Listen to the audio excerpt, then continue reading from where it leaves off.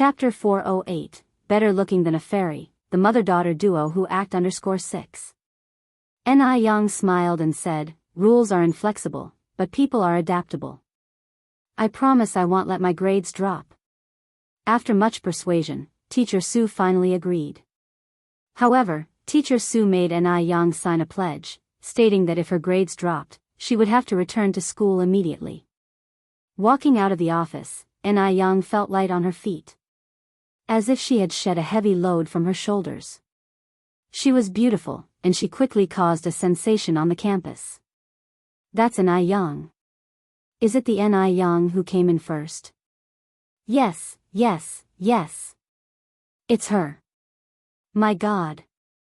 She's both talented and beautiful. Li Wei stood in the crowd, listening to the murmurs around him, and looked towards Ni Young. She was walking under a row of camphor trees, her silhouette as elegant as a fairy untouched by the mundane world. She came in first. Ni Young scored 645 points in the exam. Li Wei came third in his class in the last monthly exam, scoring only 588 points. Ni Young was a full 57 points ahead of him. It's as if she has already set foot in a top-tier university. Even prestigious overseas universities would invite Ni Young. Li Wei couldn't describe what he was feeling, he just felt extremely uncomfortable. Why hadn't Ni Young failed in her exam? If Ni Young had failed, he could have comforted her, but now, he didn't even have the confidence to strike up a conversation. Li Wei glanced at Ni Young, and then turned in the opposite direction. From now on, he must study harder, hoping to achieve excellent results in the college entrance exam and become the top scholar in the city. He must be stronger than Ni Young. Since their last meeting, persuaded by Sheng Guanxi, Sheng Guandehui decided to spend some time getting to know Lin Feng. The two people arranged through the introducer to meet at a cafe tomorrow at 10 in the morning. After listening to the introducer, Lin Feng was overwhelmed with joy. Although she already knew that Sheng Guandehui had a good impression of her, she couldn't help being excited after hearing the definite answer from the introducer. That's the Shengguan family. The real wealthy family. After sending the introducer away, Lin looked at Changyu. Xiaoya, what do you think your mother should wear tomorrow? Changyu was also happy about this. Mom, it's your first date with Uncle Shengguan. It's better to dress dignified and restrained. How about this, I'll go with you to select a dress at the mall. Sounds good. Lin Feng nodded. Mother and daughter ignored the cry of hunger from the storeroom, directly walked out of the house, and went to the department store to buy clothes. Eventually, Lin Feng bought a wine-red dress and a pair of high heels. It cost her 68 yuan, which was equivalent to her 2 months' salary. She felt heartache when paying, but thinking that she was about to become a wealthy lady, she didn't feel anything anymore. You can't make an omelette without breaking eggs. As long as she could marry into a wealthy family, not to mention 68 yuan, even if it was 680 yuan, she would be willing to spend it. After buying the clothes, the mother and daughter happily left the department store. Just as they left the front door of the mall, Lin Feng was bumped into by a raggedly dressed child. I'm sorry. I'm sorry. I didn't mean to. The child immediately apologized. You're disgusting.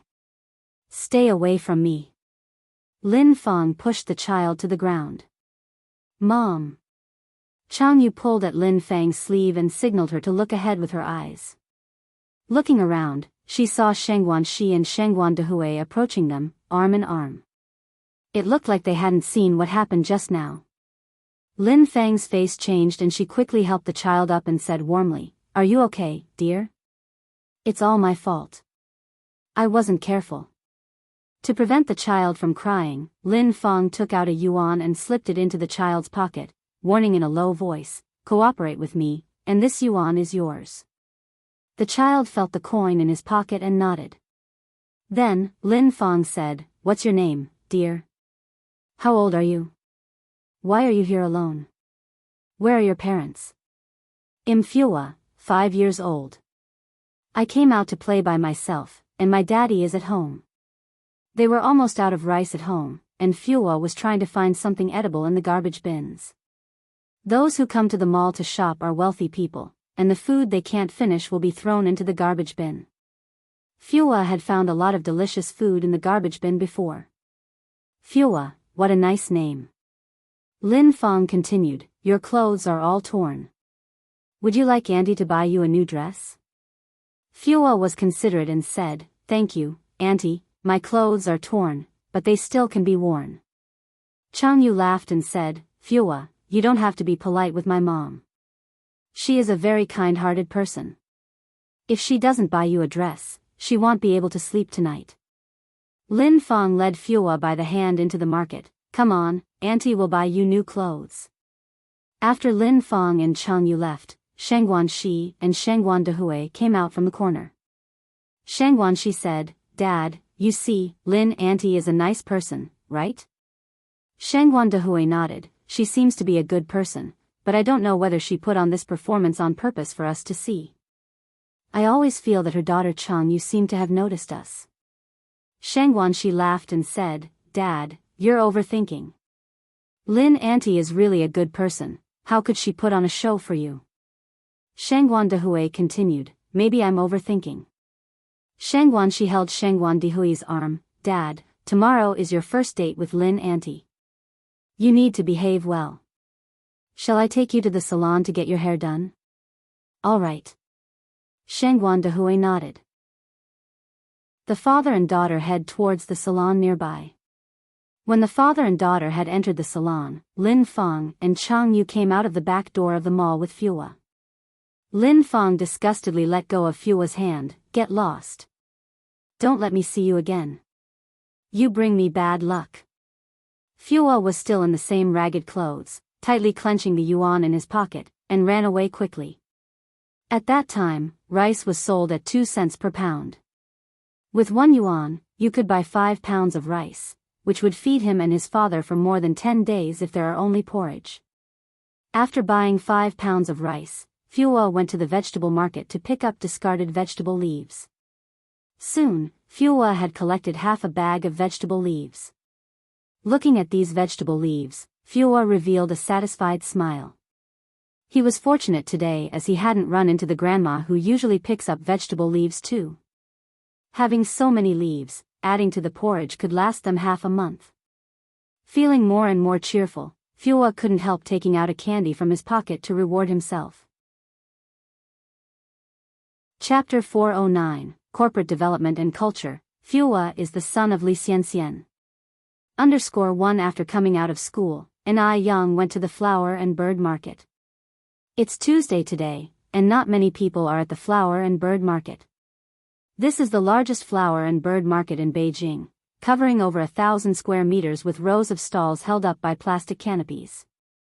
Ai Young approached a green plant stall, picked up a piece of water lily rhizome, and asked, how much is this water lily, boss? The rhizomes of water lilies are different from those of lotus. The rhizome of a lotus is edible lotus root, but the rhizome of a water lily is a tuber, much like a knotted lump of wood. The water lilies are 5 cents each, the boss replied. Ai Young continued, it'll take 10 and 12 goldfish. Seeing Ai Young buying so much, the green plant boss instantly became more enthusiastic. Okay, young lady, I'll pack these up for you. Do you want anything else in addition to these? How much is this mina? Ai Young noticed a bird cage hanging from the top of the canopy. Inside were 2 vivacious minas.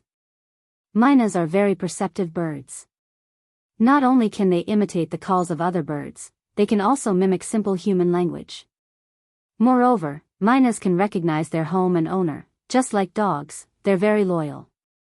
The green plant boss continued, if you really want to buy a mina, I have a young one at home. You can't really take care of the adult ones like these. Can't really take care of is a colloquial term, meaning it can't be fed until it becomes familiar. Young lady, wait a moment for me, I'll fetch the young bird from inside for you to see. The green plant boss turned and went back inside. When he came back out, he was carrying a bird's nest with a young bird inside whose feathers haven't fully grown. The young bird looked a bit ugly, opening its mouth at the sight of people as if wanting to eat. The green plant boss picked up an insect from the side and fed it to the young bird's mouth. See, This kind of young bird is easy to feed. Speaking of mynas, it's indeed better to start feeding them from when they are young. Yang went on, how much is this young bird? This one is 5 yuan each, they'll throw in the nest for free. 5 yuan? At this time, a laborer's day wage is just 1 yuan. Does the boss really think she's a fool? Yang didn't say much and simply replied, I will take it for 1 yuan. The green plant boss laughed, young lady, don't joke with me. I won't even be able to cover the cost if it's 1 yuan. Yang said, then forget it, I'll go look at other places. With that, Yang turned and walked away. The green plant boss had seen this tactic many times. He didn't believe Yang would really leave. He had been in business for many years and could tell at a glance that Yang liked the young bird. He believed that Yang would come back in about 5 minutes. It was precisely because he was sure that Yang liked this young bird so much that the green plant boss deliberately marked up the price. The green plant boss leisurely lit his air-cured tobacco, lay down in his deck chair waiting for Yang to return.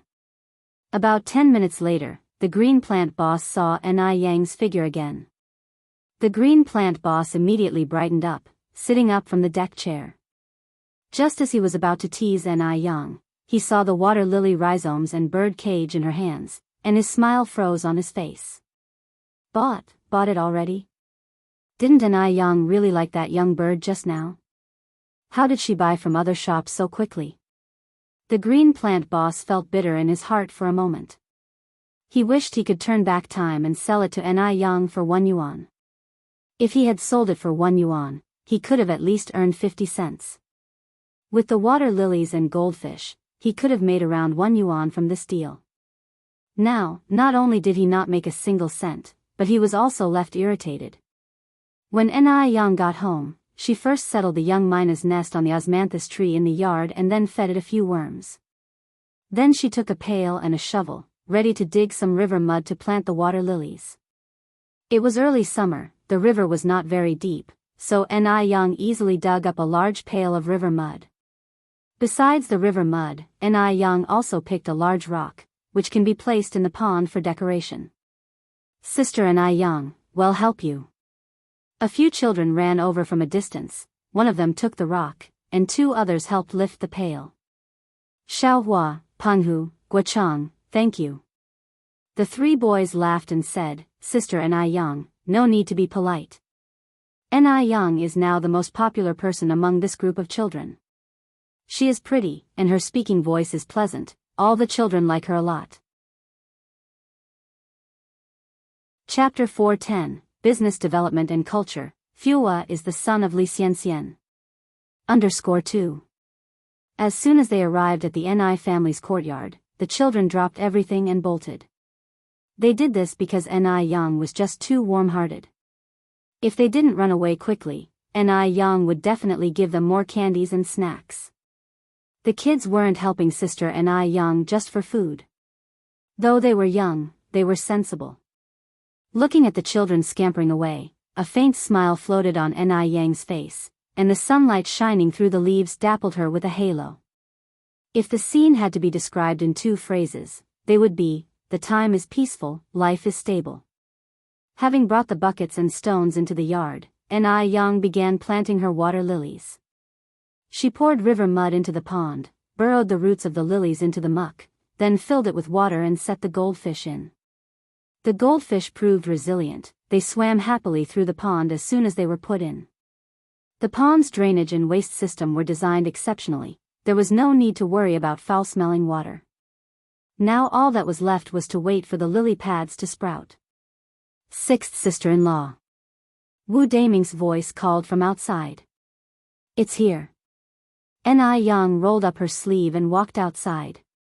6th sister-in-law, Wu Daming hopped off the farm vehicle. I have delivered the sterilizer and the other machines. Which room do you want me to move them into? Yang smiled and replied, move them to the new house. While building the new house, Yang designed 3 additional small bungalows behind it for a sterile room to make skincare products. If she was planning to expand her skincare product business, she must make it official so that her competitors would have no grounds for criticism. The market was a battlefield, and with the experience from her past life, Ni Young would not let down her guard. All right. Wu Daming turned to look at the agricultural vehicle. You guys, come down. 3 more people hopped off the farm vehicle. Now with Wu Daming, 4 people in total helped carry the machines into the house. The walls inside the bungalow were lime-washed and the floors were laid with tiles of the same color. The inside looked clean and tidy. There were a total of 3 sterilizers, 1 for each room. In addition to the sterilizers, Ni Young had also requested 6 cream-making and mixing machines. Wu Daming was a very responsible person. Once he had placed the machines and made sure they were powered correctly, he said goodbye to Ni Young. Wu Daming, wait a moment. Ni Young called to him as he was about to leave. 6th sister-in-law, is there anything else you need? Wu Daming curiously asked. Ni Young said, you forgot to collect the money. How much for the machines? Wu Daming had not expected Ni Young to be willing to pay. After all, she was now officially with Mo Chishan. A normal person would take advantage of a little favor if they could. However, it seemed Ni Young had no intention of taking advantage of him. Wu Daming hesitated for a moment, then said, 6th sister-in-law, wait a moment. I'll check the account book in the car. Okay. Ni Young nodded. After a short while, Wu Daming returned inside and said, 6th sister-in-law, the machines net to a total of 60,000 yuan. Though 60,000 yuan was no small sum, it was a fair price for all these imported machines. Transportation was not well developed at that time, and sometimes it took a lot of effort and connections just to buy the things one wanted. Ni Young then said, I don't have that much cash on hand right now. You give me an account number, and I'll do a bank transfer for you tomorrow. All right. Wu Daming nodded, took a piece of paper from his pocket, and wrote down an account number for Ni Young. Ni Young slips the note into her pocket. The latest I'll wire you is tomorrow afternoon. Wu Daming chuckled, then said, I'm not in a hurry for the money. Wire it over whenever it is convenient for you. If there's nothing else, I'll leave now. Hold on a moment. Ni Young went back into the house. Wu Daming did as told and waited. Shortly after, Ni Young came out with a bag. She took out 4 small packages and handed them to Wu Daming and the workers behind him. These are the sweets we bought for the housewarming a few days ago. It's a small token of my appreciation. Wu Daming gratefully accepted them and said, you are too kind, 6th sister-in-law. It's just a bag of candies. Wu Daming turned to the 3 workers behind him and said, why don't you thank 6th sister-in-law? Thank you, 6th sister-in-law. The 3 men voiced their thanks in unison. Chapter 411, Business Development and Culture. Fuwa is the son of Li Xianxian. _3. Sisterly, well, be heading back now. All right. Take care on the way, and be safe. Ni Young escorted the 4 of them out. Upon getting into the car, one of the workers opened the bag of candy given by Ni Young and exclaimed in surprise, wow. Sister Li is so generous. There's not just candy in here, but cigarettes too. Cigarettes? The others, upon hearing this, immediately perked up. They quickly opened their bags to discover that besides candy, there was indeed a pack of cigarettes. Another worker exclaimed, there's a red envelope. Do any of you have a red envelope? Seriously, there's a red envelope? Wu Daming, who was driving, asked in disbelief. Yes, there's a red envelope, the worker replied while opening it. I just don't know if it's empty. One worker who had already opened theirs, joyfully declared, it's not empty, there's money in it. I have 18 yuan here, check how much you guys have. I also have 18 yuan. Me too. Wu Daming pulled the car over to the side of the road and opened his own bag of candy to check. Heavens! Inside, there indeed was a red envelope and cigarettes. Ni Young was incredibly sensible. It wasn't surprising she could manage business so well. Yang, who was here? Tsuhua walked in from next door the moment Wu Daming had left. Although the new house was already built, it hadn't been finely decorated yet, so they were still temporarily living with Chingue. It was Wu Daming. Yang explained, "Mom, Wu Daming sent over the machines for producing skincare products. Next month, the second Ice Touched Jade Skin physical store will open. We can think about hiring a few people to manage the skincare products." Although Ice Touched Jade Skin only had one physical store, they were overwhelmed with orders, needing temporary workers for at least 15 days of the month. Once the branch store opened next month, they'd undoubtedly be even busier. Plus, Yang was planning to introduce a new product, face masks. Yang Shulin had already sent over the mask samples last month. With Yang's confirmation that there were no issues, the mask sheets would arrive in bulk at the end of the month. Tsuhua nodded. "Yang, how many people do you think we should hire?" Yang thought for a moment. "Let's start with 5. "Alright, I'll mention it in the village tomorrow." "Is the wage still 35 yuan? Let's set the wage at 40 yuan. Yang continued. "Next month, I'll also raise Aunt Zhou and Aunt Wang's wages to 40 yuan. Yang was a good boss. If she could afford meat, she wouldn't let her employees have thin gruel. Every employee's support and hard work is crucial to a company's success. If the employees don't love their job, it's only a matter of time before the company goes under." What makes employees love their job? Besides a good company culture, a good salary is crucial. All people are the same, no one works for love for no reason. Yang, having started from the bottom, understood workers' psychology well. Consider a simple example. 2 best friends held the same job, but they worked at different companies. If the salary of one was a third higher than the other, one wouldn't need to guess what would happen. The one earning less would attempt to switch to the other company, while the other would stay put, work hard, and not give anyone a chance to poach her. A company that makes its employees want to quit is not a good company. Tsuhua never interfered in Yang's business matters. She simply nodded her head and repeated, "Alright, they'll bring it up in the village tomorrow. By the way, Mom, how much aloe vera and portulaca have we harvested lately?" Yang asked. Tsuhua replied, "All the aloe vera and portulaca we've harvested recently have been used to make skincare products. We have no inventory left." Ice Touched Jade Skin, due to its effectiveness, had become popular all over Beijing. People from nearby cities had even heard of it and came to buy it. The number of employees at the Ice Touched Jade Skin physical store had increased from the initial 4 to 6. No inventory left? Yang frowned slightly. "What about the roses?" Tsuhua replied, "We've harvested around 50 gene of roses. They've all been made into pure rose dew and rose essential oil.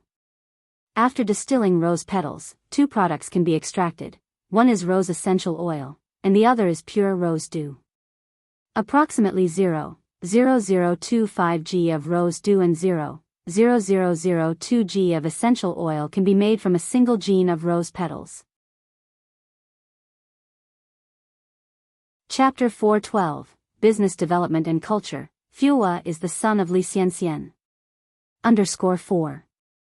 Therefore, rose essential oil is the most expensive essential oil in the world, also known as the Queen of Essential Oils. Rose essential oil can balance female hormonal imbalances, nourish relieve menstrual pain, improve menopausal discomfort, and has good effects on skin care, such as whitening and nourishing the face, promoting the breakdown of melanin, calming, reducing stress, and promoting sleep. Whether it is sold individually or added to skin care products, rose essential oil has a very good effect. Meanwhile, rose hydrosol can be used to make face masks. Yang calculated in her mind, then said, 50 kilograms of roses can only produce 0.125 g of hydrosol and 0.001 g of essential oil, which is far from enough. Mom, tell everyone tomorrow not to grow early rice or late rice today, but instead grow roses, aloe vera, and portulaca. No matter how much they grow, I will buy it all. The villagers of Jinghua village are generally kind-hearted, they worry that buying too many aloes and roses will leave Ni Young with a loss. Although growing flowers and aloe vera makes much more money than growing rice, each household only grows a small amount of them, primarily focusing on growing rice. After thinking about it, Ni Young continued, if no one believes me, tell them that if they want grow these plants, then I can only buy them from other villages. In fact, collecting these goods outside is very simple. The price given by Ni Young is so high that as long as she opens her mouth, people will deliver goods to her doorstep. The reason why Ni Young chose to purchase within Jinghua village is because she wants to lead everyone to prosperity. First small money, then big money. Okay, Mom understands. Ni Tsuihua replied.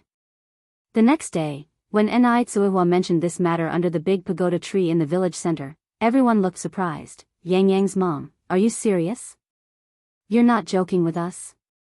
According to what Ni Young said before, aloe 1 cent per kilogram, portulaca 1 cent per kilogram, rose 2 cents per kilogram. If they planted these crops on all their land, they would earn at least 1 to 2,000 yuan a year.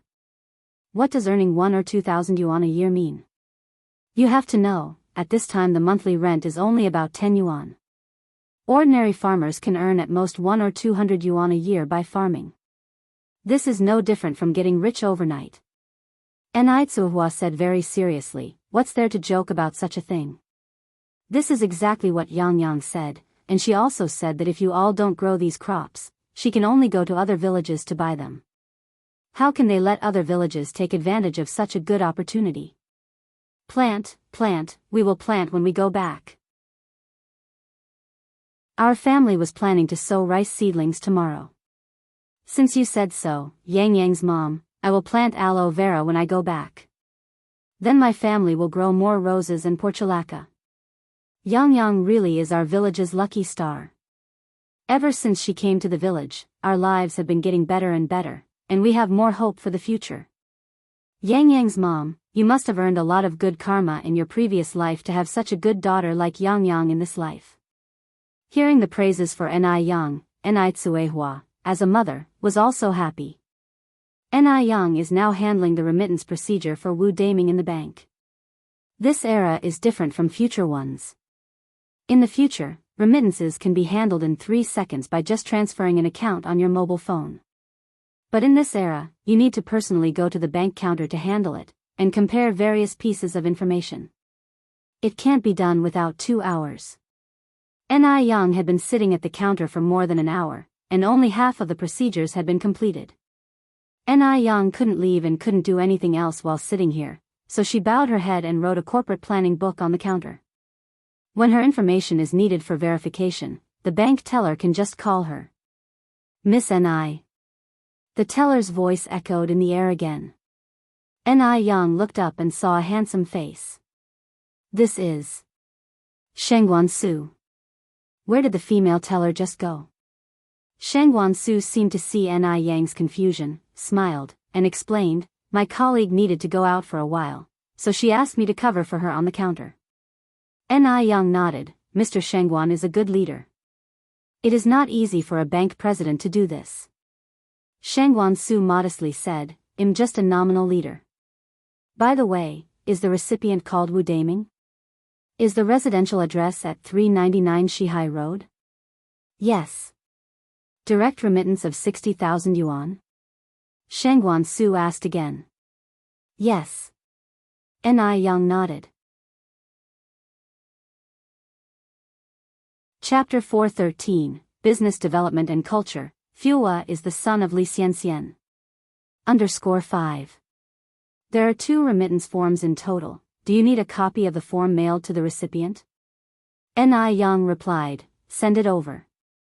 After all, 60,000 yuan wasn't a small amount, and without a mobile phone to receive payment information in those days.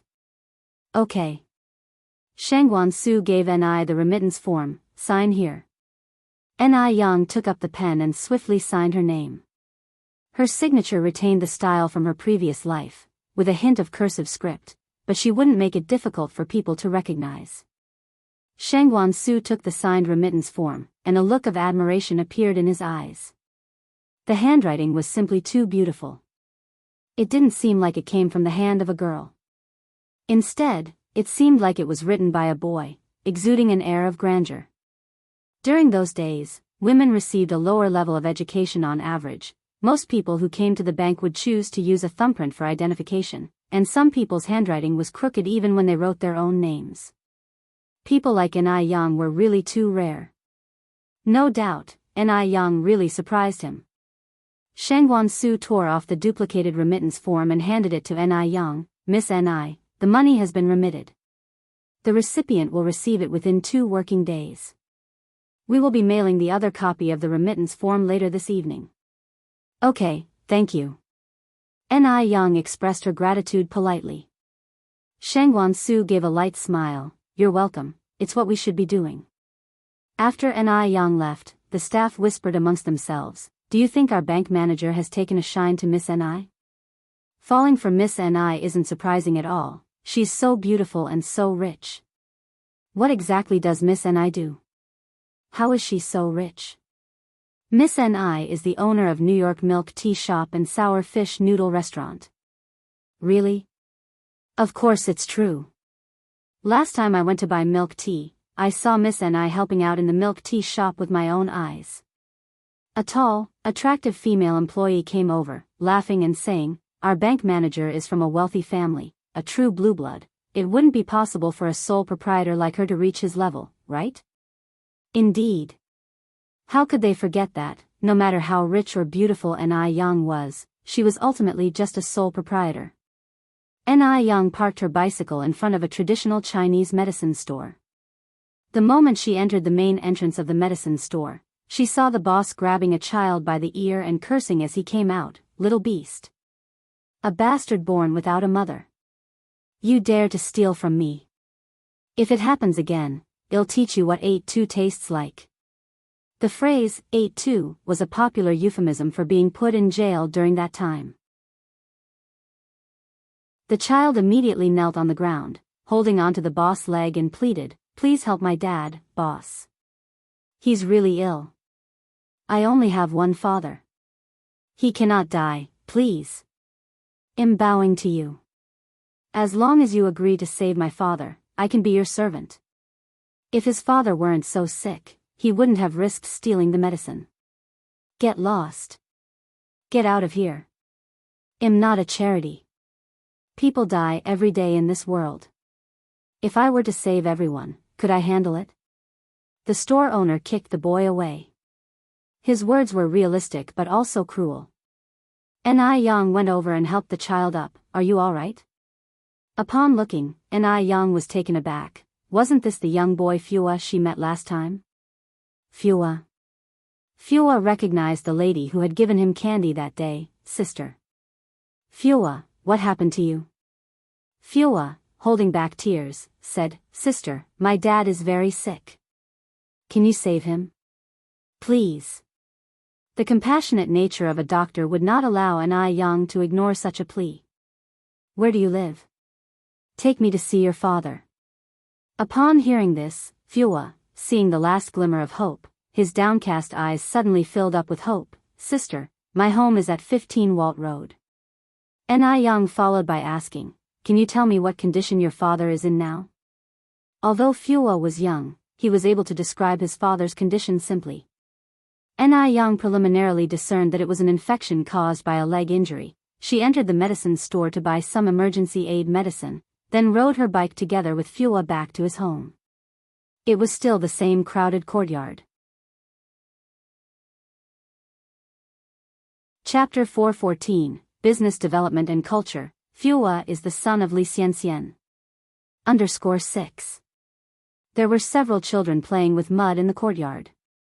They wanted to tease Fua when they saw him approaching but stopped at the sight of N.I. Young, who was walking beside him. Children are often afraid of strangers after all. Sister, my dad stays here. Fua pushed open the room door. The room was dimly lit, and one could scarcely see a person lying on the bed. Fua swiftly got up with a stool and opened the window. N.I. Young walked to the bedside, seemed to tug at the man's eyelids a little, then sat down to take his pulse. The room was dirty and messy, and it was filled with an unpleasant smell. But Ni Young didn't seem to mind. Looking at Ni Young, Fua's voice trembled a bit as he asked, "Sister, can my dad still be saved? His father has been running a high fever since midnight yesterday and hadn't had anything to eat or drink since." "Your father will be fine, don't worry." Ni Yang's voice was soft and gentle, carrying a calming influence like a spring breeze in April. Feeling reassured, Fua asked, "Really?" Ni Young nodded, "Absolutely." The man was not severely injured. His legs were initially paralyzed from a fracture, but this condition became progressively worse due to lack of prompt treatment and eventually led to a coma. Another reason was the environment. Living conditions here were very poor. The bedding was moldy and the furniture was covered with dust. Such conditions were conducive to bacterial growth. Ni Yang gave the man a pill to reduce his fever and inflammation, then said, "Fua, can you wait for me here? I'm going out for a while." "Okay," Fua nodded. About half an hour later, Ni Yang returned with a brand new bed sheet and a bag of herbal medicine. 5 minutes later, 2 middle-aged women arrived as well. The sudden arrival of strangers made Fua a bit nervous. Ni Yang explained, "Don't be scared, Fua. These 2 aunties are here to help clean up." The 2 women were diligent. After greeting Ni Yang, they began to clean. Ni Yang then asked, "Fua, could you heat a bath for me?" "Sure," Fua nodded, "I'm on it." Helping out made Fua very happy. Shortly after, Fua came back in and said, "Sister, your bath water is ready." Ni Yang removed a bag of herbal medicine and handed it to Fua. "Fua, pour this bag of herbal medicine into the bath." "All right," Fua took it. After a while, 2 robust men came in from outside. "Is Comrade Ni Yang here?" "I'm here," Ni Yang, who was giving the man an injection, responded. The 2 robust men walked into the room, hesitating. "Comrade Ni Yang, are we to bathe this fellow?" Ni Yang nodded, "Yes." The men looked a bit uneasy. The man on the bed was just too dirty. No words were more apt than dirty and stinky to describe the situation. Ni Yang followed up, "Don't worry, you too. I'll pay double." The man was indeed very dirty, and if they didn't give him a good bath, it would affect his recovery from the illness. Once Ni Yang decided to lend a hand, she would follow it through to the end. Upon hearing her words, the men immediately replied, "Comrade Ni Yang, rest assured, leave it to us. Double pay, only a fool would refuse such an offer." Smiling, Ni Yang thanked them, "I appreciate your help." The 2 men lifted the man on the bed. "May I know where the bathing place is?" "It's over here, please follow me, uncles," Fua immediately responded. Fua was not stupid, he of course knew that Sister Ni Yang was helping them. The 2 rugged men carried the man to take a bath while Ni Yang helped to tidy up the room. In no time, the room was renovated. Ni Yang picked up a few magnolia flowers from outside and put them by the windowsill, filling the air with a gentle fragrance. Ni Yang settled the pay for the 2 middle-aged women. Both of them earned 2 yuan in total. They only worked for 2 hours, considering the price level of this era, they profited quite a bit. When the 2 workers finished bathing, Ni Yang also paid them 1 yuan each. "Thank you, young comrade, please think of us if you need anything done in the future," they said.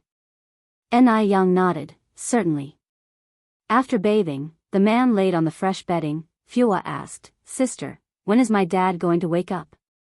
Ni Yang put her hand on the man's wrist and said, "Don't be anxious, Fua. Just wait a bit more." "Okay." Fua nodded.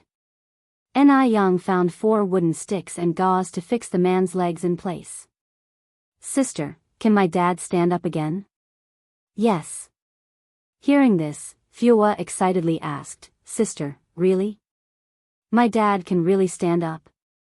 "Of course." Ni Yang reassured him with a gentle nod. "Thank you, sister." "You're welcome." Ni Yang patted Fua's head. "Wait a minute, sister." Fua ran into the kitchen and picked out a shriveled, rotting apple from the cupboard. He had found this apple in the trash and had kept it, planning to give it to his dad for nourishment. He hadn't expected his dad to fall into a high fever that very afternoon. Now that his sister had saved his father, he thought the apple should be given to her. Fua tiptoed and carefully picked up the apple, peeled it with a kitchen knife, scooped out the rotten parts and then carried the apple back to the room. Fua ate all the peeled apple skin without wasting any. "Sister, this apple is for you to eat." Fua looked expectantly at Yang. "Thank you." Yang accepted it and took a bite. The apple was already rotting and it did not taste very good. But for Yang, all food was equal, and she did not want to disappoint Fua, so she finished the whole apple. At that moment, the man on the bed began to stir. "Dad!" Fua excitedly ran over. "Fua." The man patted Fua's head, then turned and looked at Yang with pale face. "Thank you for saving our lives, you are like our second parents." Despite being faint, he was still slightly conscious and knew that Yang had saved him. "You're welcome, it's just what a doctor should do," Yang then asked. "How are you feeling now? Is your head still dizzy? Do your legs hurt?" The man responded, "My head is not dizzy, but my legs seem to hurt a bit." Yang told him, "Pain in the leg is a normal reaction, as long as you're not dizzy then it's okay. The facilities are limited here, so I just gave you a simple fixation. Your injury is not very severe, so you should be fine after a few days of taking medicine." The man choked with emotion, he didn't know what to say. His voice husky, he said, "My benefactor, my name is Zhou Tianbao, and this is my son Zhou Fua. Once we get back on our feet, we will find a way to repay you." "Zhou Tianbao?" Yang slightly raised her eyebrows. If she remembered correctly, the man who fathered Li Xiangxian's illegitimate child had the same name. Was it the same person? Chapter 415, Many Years of Red Moles. The show is really good to watch. _1 Yang continued, "May I ask, where is Fua's mother?" Hearing these words, Zhou Tianbao's expression darkened for a moment. Before he responded, "She's gone." Despite public claims that Fua's mother had died, Zhou Tianbao did not want to lie in front of Yang. "Haven't you tried searching for her?" From this, Yang could preliminarily ascertain that Fua's mother was Li Xianxian. Zhou Tianbao replied, "The reason we came all the way to Beijing was that we heard she was here." Yang nodded and comforted, "I believe you will find Fua's mother." Zhou Tianbao sighed, "Now, I'm just a useless man confined to a bed. Even if we found her, what could we do?" Yang smiled, "Rest assured, your legs will get better." Upon hearing this, Zhou Tianbao's eyes lit up. "Really? Benefactor, can I really stand again?" "Yes." Yang nodded confidently, "I am a doctor, I don't make baseless promises. Trust me, as long as you take your medicine on time, your legs could be better in 10 days, or at most, half a month." Possibly no one could comprehend what it feels like for someone who has been bedridden for a long time to hear these words. Tears streamed down Zhou Tianbao's face. "Thank you, thank you," Yang laughed, "Medicine is for the benefit of the people. Precision is paramount. It's a doctor's responsibility. Don't worry about it. Benefactor, you really are a good person." Zhou Tianbao choked up, "Fua, you must kneel and thank our benefactor." Now that his resources were minimal, all he could do was ask Fua to kneel in gratitude. They would remember Yang's kindness forever. As Fua moved to kneel, Yang immediately stopped him. "You don't have to do this. I would have helped regardless of who it was." As it was getting late, Yang explained how Fua should prepare the medicine and what to pay attention to in his daily life, and then left their home.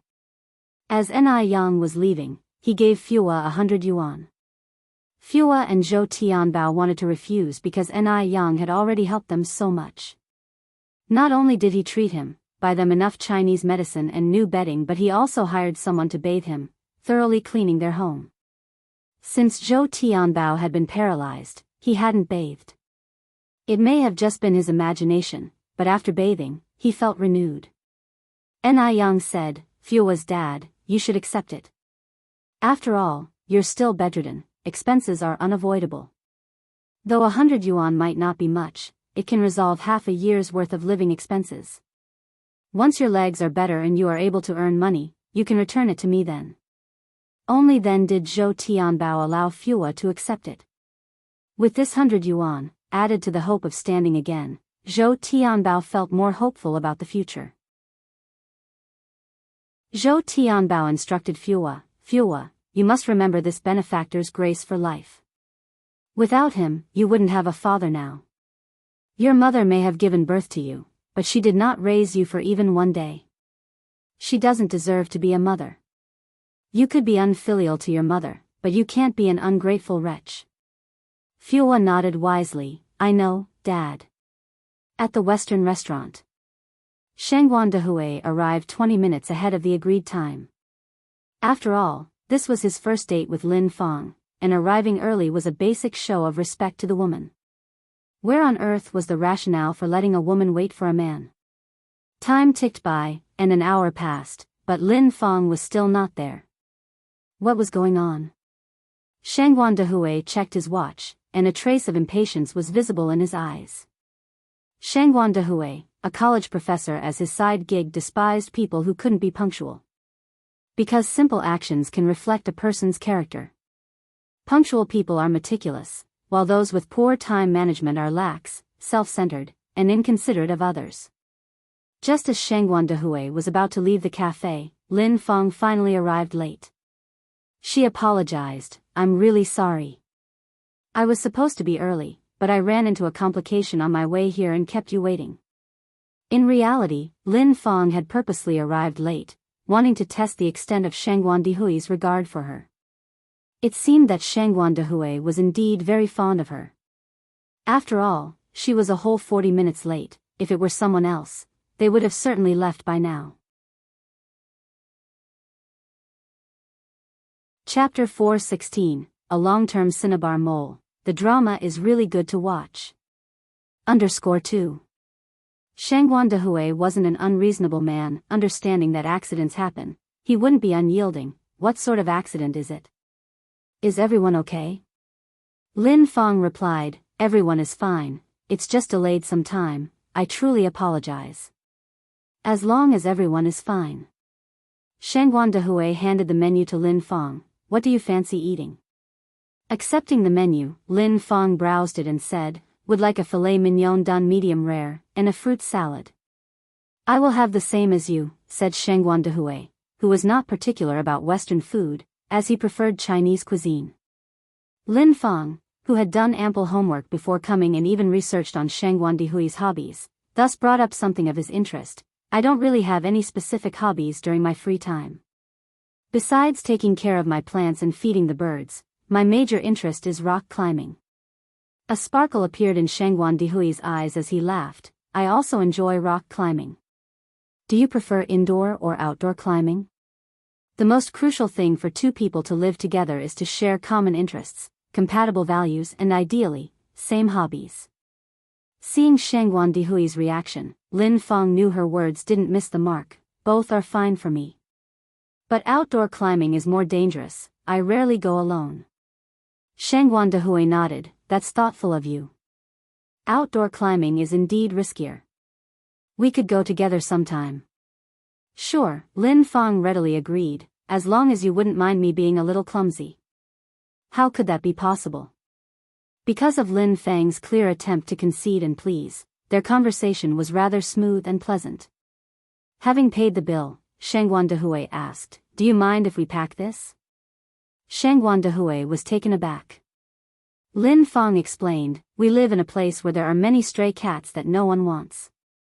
Seeing so much of the steak left untouched, it seems a terrible waste to just dispose of it. She was truly a kind person. Commending her inwardly, Shangguan Dehui immediately summoned the waiter to pack the leftovers. Is this enough steak? If not, I can order another serving to be packed. Lin Fang said, this is enough. If it's not, I can cook some rice back home, no need to order more. It's a bit of a waste to throw leftovers, food does not come easy, and we should all hold a profound respect for it.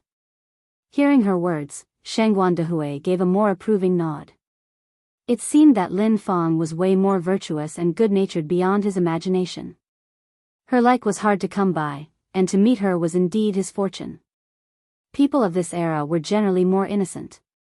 Marriages were rarely practiced after a relationship of a year or two. Most people got married after a few months of knowing each other. Shangguan Dehui believed that Lin Fong was his ideal partner. At his age, Shangguan Dehui had long given up faith in love.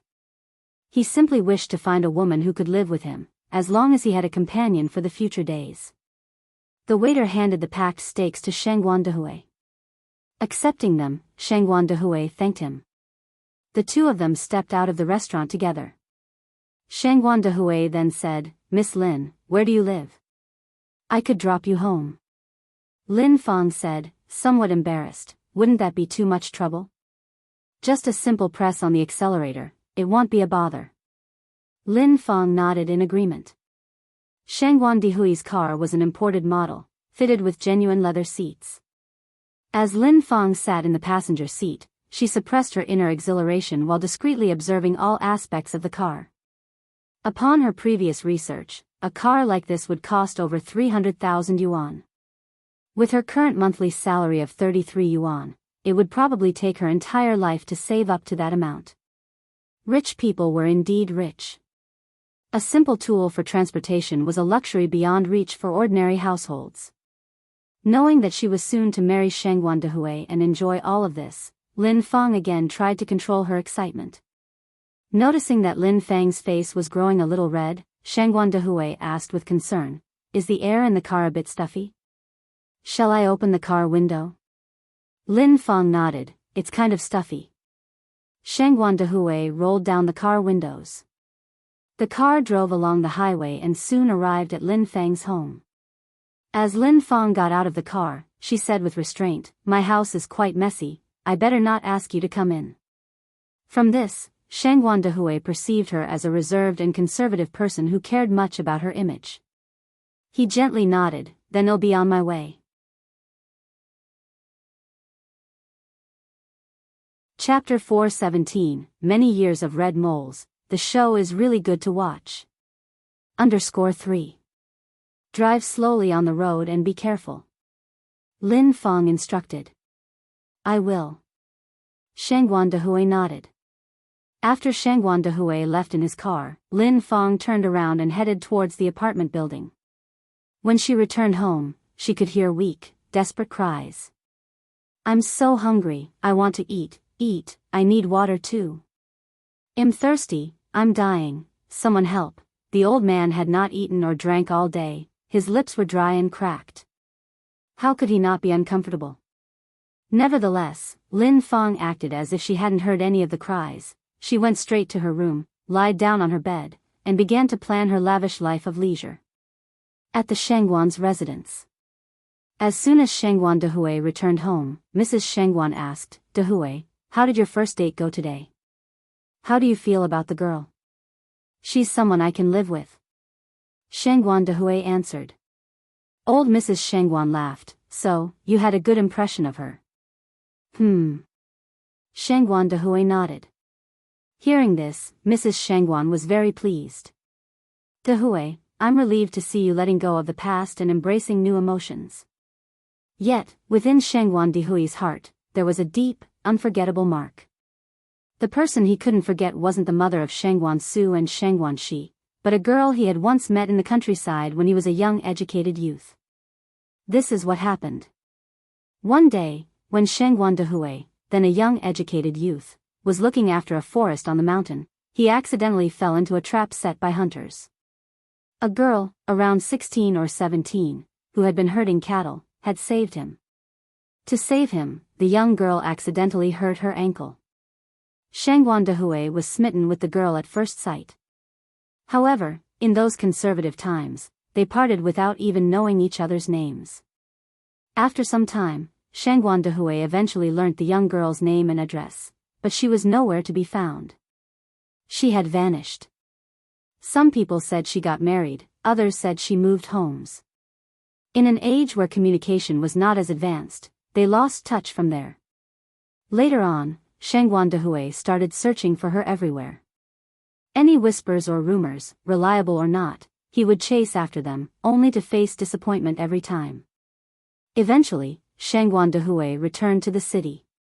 Unable to resist his family's pressure, he was forced to marry Su Fun, the mother of Shangguan Su and Shangguan Shi. Shangguan Dehui was responsible. Once he decided to marry Su Fun, he was determined to fulfill his responsibilities as a husband. They lived a relatively loving life. Unfortunately, Su Fun passed away due to complications during childbirth after giving birth to their twins, a boy and a girl. Since then, Shangguan Dehui remained single. Now, after 20 years, Shangguan Dehui has long forgotten what the girl looked like, having only seen her once. All he remembered was that people in the village used to call her Daya. At present, Shangguan Dehui no longer harbored any hope of finding her. After all, so many years have passed, even if he found her, what would it change? Perhaps she's now the mother of several children. It's difficult to relive the past. Some people can only live in your heart. Thinking about the past, Shangguan Dehui's face was filled with sorrow. He turned around and went to his study on the 3rd floor, starting to practice calligraphy to calm himself. Yen was riding her bicycle in the twilight of the setting sun. The breeze blew gently, stirring her long hair into a disheveled beauty. A black jeep slowly passed her by. The man in the driver's seat glanced at her. His usually calm eyes were suddenly agitated, as if a stone had been thrown into a still lake. Ripples instantly formed. It's her again. Yen. Mo Baichuan slowly withdrew his gaze. Yen always said she isn't interested in him. If that were truly the case, would she appear before him time and again? This woman, the mask she wears is too thick. Mo Baichuan's mouth curved into a mocking smile. He turned the steering wheel and drove towards Li Xiangxian's dormitory. It was about time to give Yen a bit of a shock. Yen is someone who needs a good shaking. Mo Baichuan's hand on the steering wheel tightened unconsciously, his knuckles turning white, veins bulging. Yen didn't go home immediately. Instead, she stopped at the vegetable market to buy groceries and flour. Upon returning home, she ran into Gooden playing with little Yen. Little Yen was growing more noticeably each day. Only 10 days ago, he was still toddling unsurely, but now he was walking sturdily. Chapter 418, Many Years of Red Moles. The show is really good to watch. _4. Little Yen excitedly chased Gooden around the yard. Seeing Yen come back, both big and small ran over to her. Sister Yen.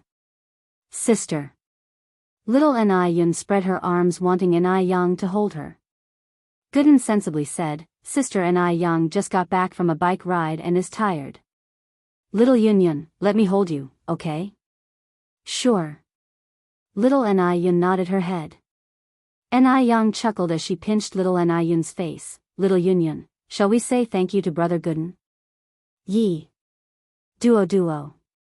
11-month-old little Yen was still a bit indistinct with her words. It's brother.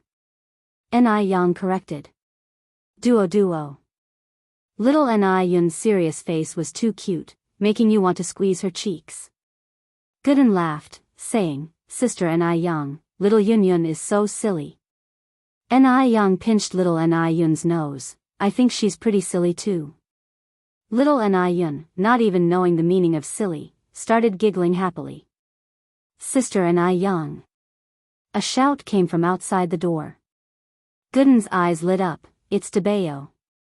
He grabbed little Yen and ran out the door. Debeo. Gooden. The two brothers, separated by little Yen, warmly embraced. Guabao is here. Yang said as she came out of the door. Yang Guabao raised his face and corrected, Sister Yang, how could you forget again? From now on you should call me Debeo.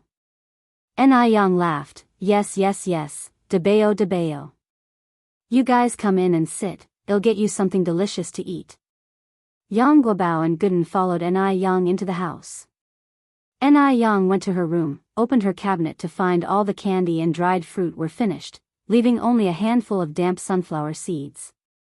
No more food. She had been too busy with other things these past few days and had forgotten to stock up on snacks. Ni Young went out to the yard and saw Yang Guobao and Gooden playing. An idea suddenly popped into her head. She asked, "Debeo, Gooden, can you handle spicy food?" "We can." Yang Guobao and Gooden nodded. Ni Young went on, "You two keep little Union occupied in the yard. I'm going to make something delicious that you've never tasted before." A delicious treat they've never tasted before. Upon hearing this, Yang Guobao and Gooden's eyes lit up. They involuntarily swallowed hard. Ni Young turned and went into the kitchen to work on it. First, she kneaded the flour into a dough and let it rise. Then she heated up a pot of rapeseed oil. When the oil was half hot, she added star anise, cassia bark, bay leaves, ginger, green onions, etc. and let it fry over low heat for about 10 minutes. Soon the air was filled with an enticing aroma. After 10 minutes, she added onions and cilantro and continued frying. 5 minutes later, she turned off the heat, covered the pot, and let it sit for another 5 minutes. Then, she picked out all the spices, onions, and cilantro. Next, she drizzled the well-prepared fragrant oil on chili powder, added cumin powder, 13 spices, MSG, etc., and a bowl of spicy yet aromatic oil chili sauce was ready. After the chili oil was prepared, Ni Young began to roll the risen dough into a thin pancake shape, then cut it into strips with a knife, steamed them in a pot, then lightly fried the dough strips in the pan, finally soaking the strips in the chili oil for half an hour. After half an hour, a spicy and delicious serving of spicy strips was ready. Right. The delicacy Ni Young made was spicy strips. Spicy strips were a snack that appeared in 1998 and completely swept the globe in 2000, with various brands competing to put it on the market. The Weilong spicy strips were the most famous, and could be considered as the original spicy strips brand. Tang Priest Meat was also a popular brand of spicy strips. Ni Young placed the prepared spicy strips onto the table. "Gooden, Debeo, come and try." "We're coming." Gooden and Debeo quickly ran over. Gooden picked up a strip and took a bite. The spicy strip was numbing, spicy, and even slightly sweet. It had a pleasant chewy texture, and every bite was filled with flavor. It was addictive. The more you ate, the more you wanted. Delicious. It was so delicious. "Sister Ni Young, what is this? Why is it so delicious?" Yang Guobao licked every bit of the red oil off his fingers, then licked each finger individually. Gooden was so excited that he couldn't even speak, eating with his mouth full of oil. Ni Young laughed. "This is called a spicy strip." "Spicy strip?" Yang Guobao continued. "Sister Ni Young, how is this made? I've never tasted something so delicious in my life."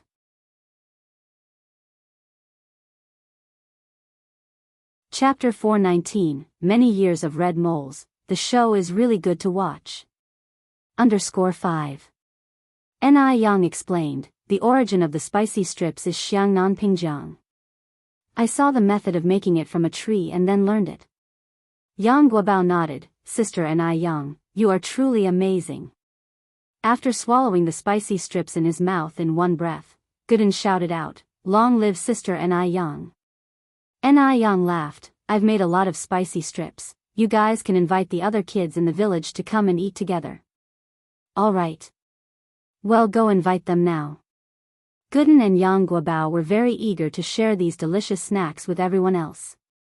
In no time, they returned with more than a dozen children in tow. Ni Young had made 5 big plates of spicy strips, and the children devoured them all. As a result, the already amazing Sister Ni Young became even more amazing in the eyes of these children.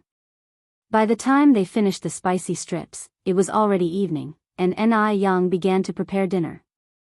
Dinner was still made up of 4 dishes and a soup, focusing on dietary fiber and breast enhancement.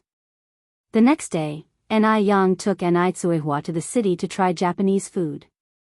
At this time, there were already 3 Japanese restaurants in the city, but Ni Young took Ni Tsuehua to the largest one in the downtown area. This Japanese restaurant was doing quite well. It had a total of 3 floors, and the decor was very classic and romantic, making it a perfect date spot. Ni Young ordered dishes such as sea urchin mixed with jellyfish, salmon sashimi, grilled eel, tempura, etc., and also ordered desserts and fruits. Little Ni Yun was sitting on her baby chair, holding a slice of watermelon and nibbling away. The sashimi and sea urchin were raw. Ni Tsuehua had never tried them before and was a bit put off. She frowned and said, Yang, why do foreigners like to eat these unpalatable raw ingredients? Ni Yang laughed. The traditional culture in our country believes that food should be minimally processed and eaten as naturally as possible. The best flavor is found when food is closest to its natural state. Although salmon sashimi and sea urchin are raw, the grilled eel, assorted ramen, and tempura are all cooked. Try some, Mom. Ni Young put a piece of grilled eel into Ni Kuihua's bowl. Ni Tsuehua tasted it and commented, this grilled fish is quite delicious. Ni Young continued, although the sashimi is raw, the flavor isn't bad once you get used to it. Ni Tsuehua asked, Yang, is it very expensive to eat here? Ni Young laughed, it's not too expensive. How much is this meal? Ni Young thought for a moment, then said, probably more than 300 yuan.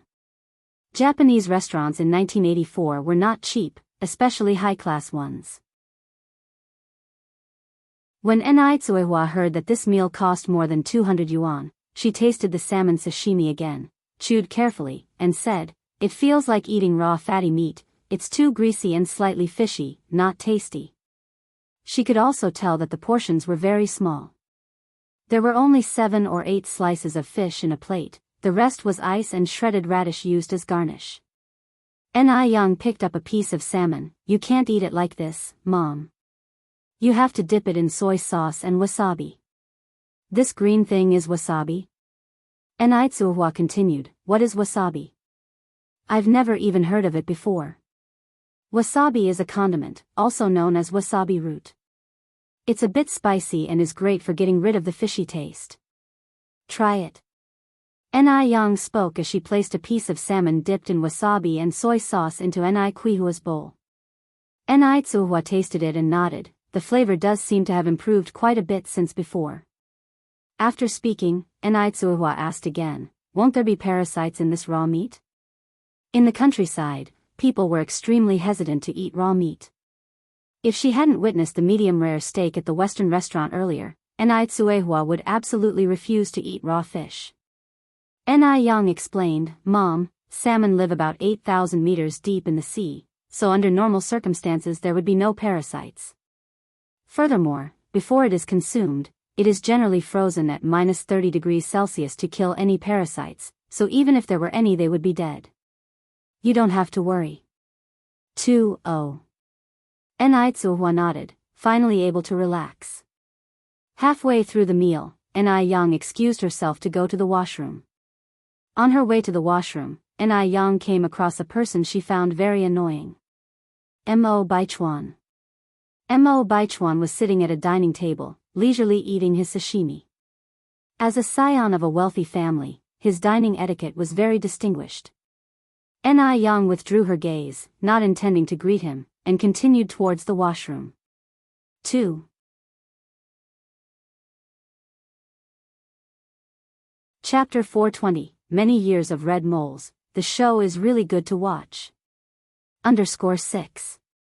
Ni Young saw Mo Baichuan and of course, Mo Baichuan saw Ni Young as well. In fact, from the moment Ni Young entered the shop, Mo Baichuan had noticed her. The only reason he appeared so calm was to imply that he no longer cared about her. No matter what Ni Young did, he would not even bother to take an extra glance at her. He was going to make her beg him for mercy. How long could she last under his complete indifference? Mo Baichuan picked up a napkin and wiped the corners of his mouth, a mocking glint flashing in his eyes. Ni Young was just about to enter the restroom when she heard the faint murmur of conversation. The voices were too familiar, which made her halt unconsciously. Li Xianxian, stop right there. It was Zheng Xianjing's voice. Li Xianxian turned around and said disdainfully, "Who do you think you are? Why should I stop just because you told me to?" Li Xianxian, Jing Xianjing stared at Li Xianxian, speaking in a chilly tone, "I've known Brother Baichuan for 23 years. We were childhood friends. If you have any sense, you would stay away from Brother Baichuan, or else all your efforts will be wasted." She had grown up with Mo Baichuan. If she hadn't bet on the wrong person previously, she wouldn't have given this vile woman, Li Xianxian, a chance to take advantage. Jing Xianjing was full of regret. She had been so foolish to believe that Mo Qishan was Mr. Mog. Li Xianxian chuckled and said, "I'm sorry, but I am currently Baichuan's girlfriend." Jing Xianjing, what gives you the right to tell me this? Do you have any sense of shame left for wanting to snatch someone else's boyfriend? Jing Xianjing was disgusting. How could she dare to provoke her, the legitimate girlfriend, so openly? "I have no shame." Jing Xianjing, visibly trembling with anger, pointed at Li Xianxian and said, "When I got to know Brother Baichuan, you were nowhere to be seen. The shameless one here is you. You stole my Brother Baichuan. You cheeky, vile woman." Li Xianxian responded with a broad smile, seemingly unaffected, "I could steal Baichuan away because Baichuan loves me. Why don't you ask Baichuan if he loves you?" Jing Xianjing, aren't you ashamed of yourself? Has your mother never taught you how to be a decent person, and only taught you how to snatch men? It would be such a waste for someone like you not to be a hooker. Her last words were clearly provocative. A hooker? What is a hooker? In Guangguan, a hooker is another name for a prostitute. Li Xianxian had the audacity to call her that. Jing Xianjing wished she could bite Li Xianxian to death. Why wouldn't this vile woman just drop dead? But Li Xianxian was not afraid of Jing Xianjing. To Jing Xianjing, the most she could become was a wealthy second-generation brat. Moreover, she wasn't even a legitimate descendant of the Jing family. The day the old Madame Jing loses her temper, she would become nothing. She wasn't worth fearing at all. Moreover, Mo Baichuan was Mr. Mog. One Jing family, let alone 100, would mean nothing in front of Mo Baichuan. Bitch! Don't get cocky too soon. Jing Xianjing's voice was distorted with rage. Bastard, Li Xianxian snorted dismissively. Rest assured, I'll definitely keep riding on my high horse. Bastard. Jing Xianjing was close to blowing a fuse. Li Xianxian actually had the audacity to call her a bastard. Watching Jing Xianjing, Li Xianxian added fuel to the fire. What are you staring at me for? Are you upset because I called you a bastard? If you're unhappy, why don't you come hit me? Right here? Li Xianxian pointed at her own face, closing in on Jing Xianjing step by step. Jing Xianjing genuinely didn't dare to hit her. Because she knew Li Xianxian was purposely provoking her. Li Xianxian wanted Mo Baichuan to dislike her. She would never let this vile woman have her way. Just wait. The day would come when she would get her revenge. Jing Xianjing clenched her fists, a malicious light lurking in the depths of her eyes. Li Xianxian continued tauntingly, Jing Xianjing, your mother Jing Lingling is nothing but an adopted daughter of the Jing family. I really don't understand what you're feeling so superior about. As an adopted child, you should know your place. Otherwise, if you upset Madame Jing one day, she may kick both you and your mother out, and then, you'd be absolutely nothing. Jing Xianjing looked up at Li Xianxian and said, word by word, you cheap thing, remember what you said today. Li Xianxian chuckled, of course, I remember. You've just hit a wall and you can't fight back. I'm not scared in the slightest. Jing Xianjing shot a fierce glance at Li Xianxian before striding out of the restroom, Li Xianxian hot on her heels. Once the pair had left, Ni Yang emerged from behind the bathroom door, a faint smile playing on her lips. She had to admit, the information she had gathered today was quite something. Before today, she had thought that Li Xianxian and Jing Xianjing were two peas in a pod. Now, it turns out, there's bad blood between them behind closed doors. And, it's such an exciting confrontation that Ni Yang almost felt like applauding them. From the look of things, it seems like Jing Xianjing had already lost the battle. So, she decided to give her a hand. A sly smile graced Enai Yang's lips. The plot was certainly getting more and more intriguing. She loved to see the dog-eat-dog world of others. Mo Baichuan was so vain and sentimental that if she personally got involved, he would surely think she was doing it for him. However, if Zheng Xianjing made a move, things would be completely different. That would simply be a win-win situation. When she came out of the restroom, Enai Yang passed by Mo Baichuan again. Mo Baichuan and Li Xianxian were sitting together. Across from them was Zheng Xianjing. To Enai Yang's surprise, Li Xianxian and Zheng Xianjing looked as if they hadn't had a fight, acting all sisterly towards each other. Seeing this, Enai Yang again felt the urge to applaud the two best actresses. How was it possible to act that well? Being so busy with their own drama, the two best actresses didn't notice Enai Yang. But Mo Baichuan glanced subtly in her direction. Seeing Enai Yang approaching, Mo Baichuan immediately picked up a piece of sashimi for Li Xianxian. Li Xianxian smiled and said, "Baichuan, Sister Xianjing is our guest. We should let her have this piece of sashimi. After all, it's the last piece left on the plate." After saying that, Li Xianxian transferred the piece of sashimi in her bowl to Zheng Xianjing's. Zheng Xianjing looked at the sashimi in the bowl, gritting her teeth in anger, but forced herself to swallow it. Li Xianxian was openly provoking her. Her meaning was clear, only the things she didn't want would be passed on to her, just like the piece of sashimi. Zheng Xianjing said with a smile, "Thank you, Sister Xianxian. Brother Baichuan, there's a movie this afternoon.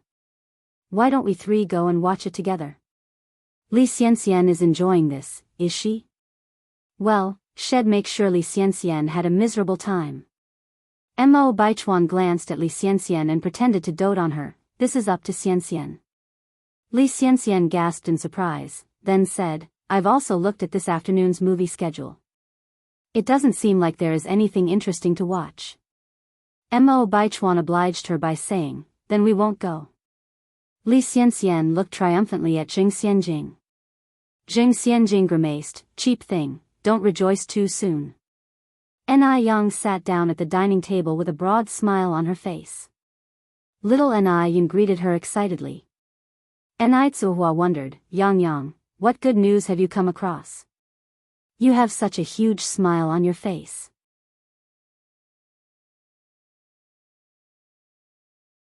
Chapter 421, Buying a Restaurant, A Promising Future _1 Enai Yang was indeed laughing very heartily. How could she not be happy after watching such a drama unfold? But in Mo Baichuan's eyes, her laughter seemed forced. Because throughout the whole situation, he didn't even spare an extra glance at Enai Yang. He treated Li Xianxian so well, and Enai Yang must surely feel jealous. But she also desired his attention, so she was forced to put on a brave face. Thinking of this, Mo Baichuan reached out and put another piece of sushi in Li Xianxian's bowl, knowing that this would surely provoke Enai Yang. Li Xianxian blushed slightly. "Thank you, Baichuan." Zheng Xianjing felt a mixture of emotions in her heart. It was overwhelming. If Li Xianxian hadn't butted in, the person accompanying Mo Baichuan right now would surely be her. How dare Li Xianxian, this wretched woman, act so arrogantly here? No. She must win back Mo Baichuan. Definitely. A nefarious glimmer surfaced in Zheng Xianjing's downcast eyes, but she maintained a soft smile on her face. "Mom, guess what I saw earlier?" Enai Yang asked Enai Tsuhua. "What did you see?" Enai Tsuhua curiously asked. Enai Yang took a bite of her dessert. "I saw two dogs fighting." Enai Tsuhua gasped. "There's nothing unusual about that, dogs fight all the time. I see it every day in the village." Enai Yang just kept smiling, saying nothing. When they were almost done eating, Enai Yang called the waiter to pay the bill. "Miss, that would be 318 yuan in total," the waiter announced. "All right," Enai Yang handed over the money. Spending 318 yuan on a single meal, which equates to a common wage earner's 10-month salary, would have previously made Tsuehua feel distressed. But now, Tsuehua had grown accustomed to it. As they earned more money, they encountered different things, their living standards increased and their perspectives widened accordingly. Little Yun, come to sister, Yang gestured toward little Yun. Sister, little Yun extended her arms. Yang picked up little Yun, and Tsuehua picked up her bag, following in Yang's footsteps.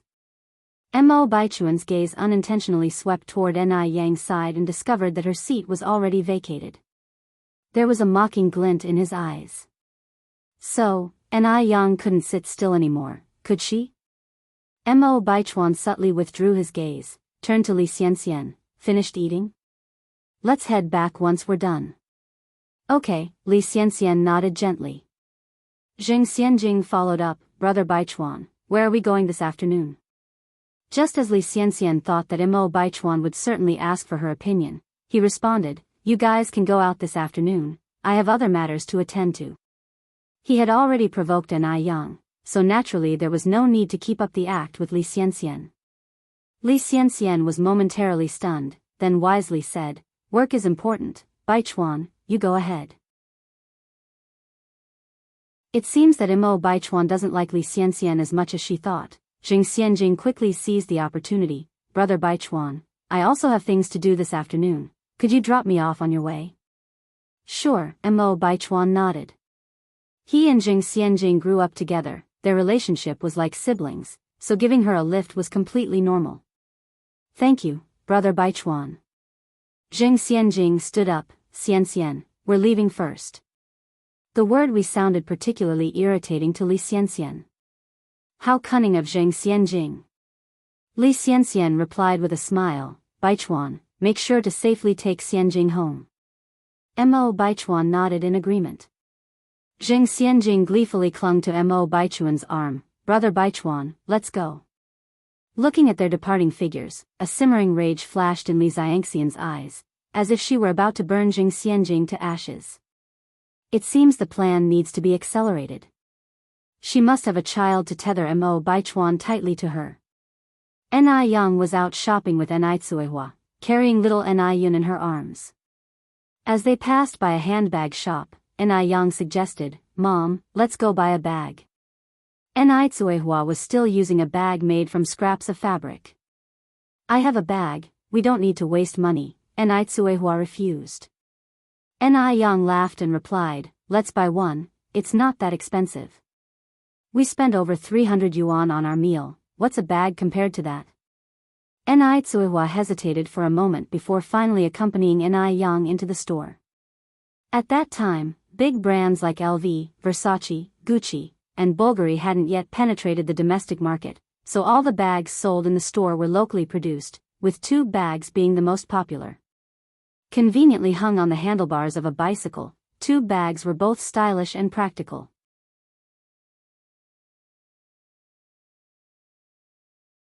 Chapter 422, Buying a Restaurant, A Promising Future _2. Yang picked out two bag styles, one in a cylindrical design and another lattice bag. The cylindrical one was for Tsuehua, and the lattice handbag was for herself. Tsuehua did need to carry many things when going out with the kids, so a cylindrical bag would be more convenient for her. The two bags cost 30 yuan.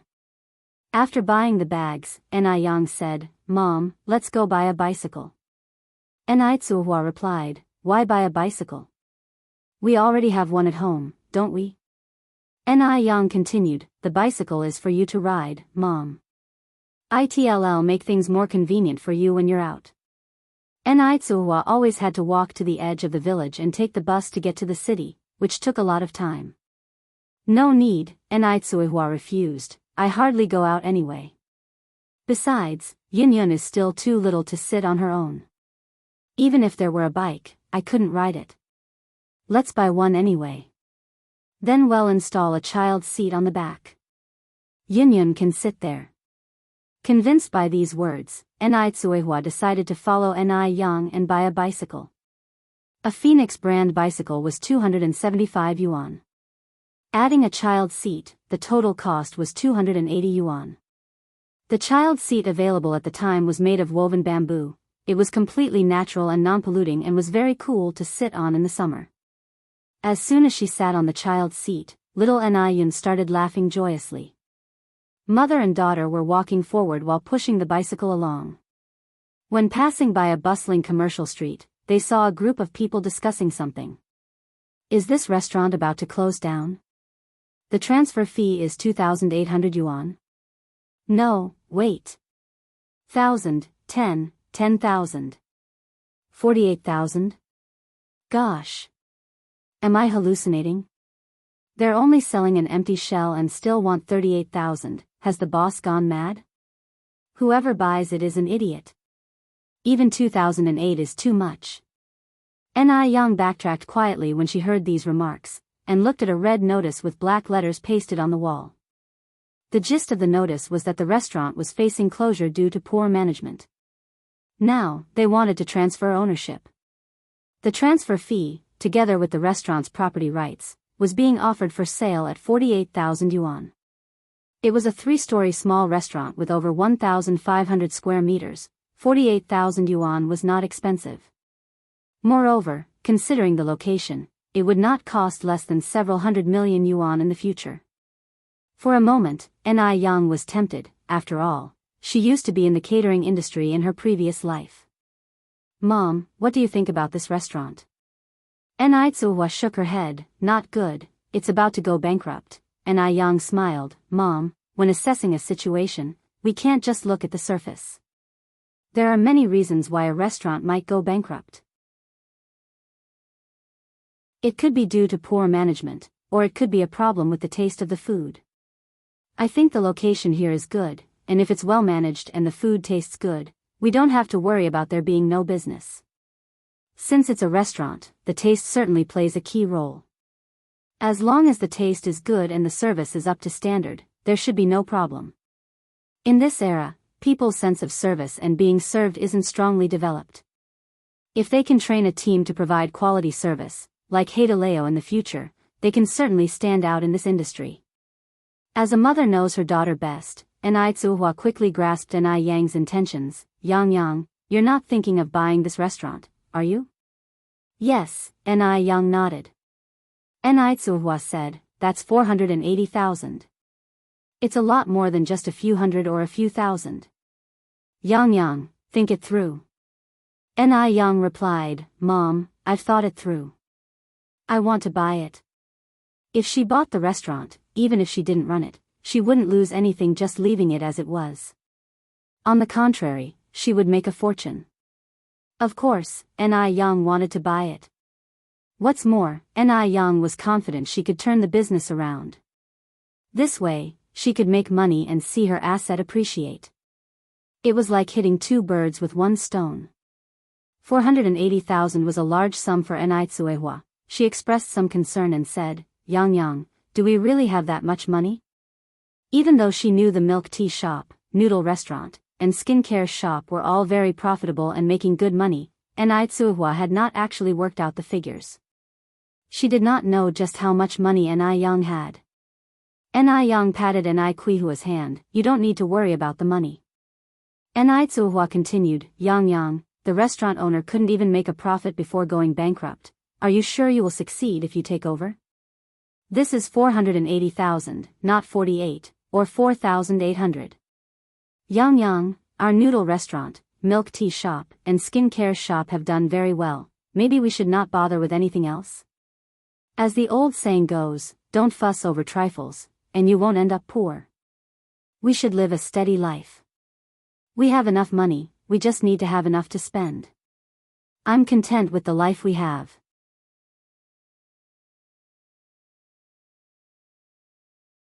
Chapter 423, Buying a Restaurant, A Promising Future _3. Perhaps it was because she had suffered many hardships in the first half of her life, but Ni Tsuehua now had no great ambitions and was very content with her current situation. Mom, said Ni Yen, a life without dreams is a life without purpose. I may be a commoner without grand dreams, but I just want to become a female tycoon and prove to the world that there's no difference between men and women. As long as one is willing to work hard, a girl can also make a name for herself. Ni Tsuehua herself had lived a painful early life due to a cultural bias preferring boys over girls, so every time Ni Yen made such a declaration, she felt a deep resonance. Girls are no different than boys, they are not handicapped or deficient in any way. Why should they receive unequal treatment? Ni Tsuehua continued, I understand the principle you're talking about, but 480,000 yuan is no small sum. I hope you'll consider carefully.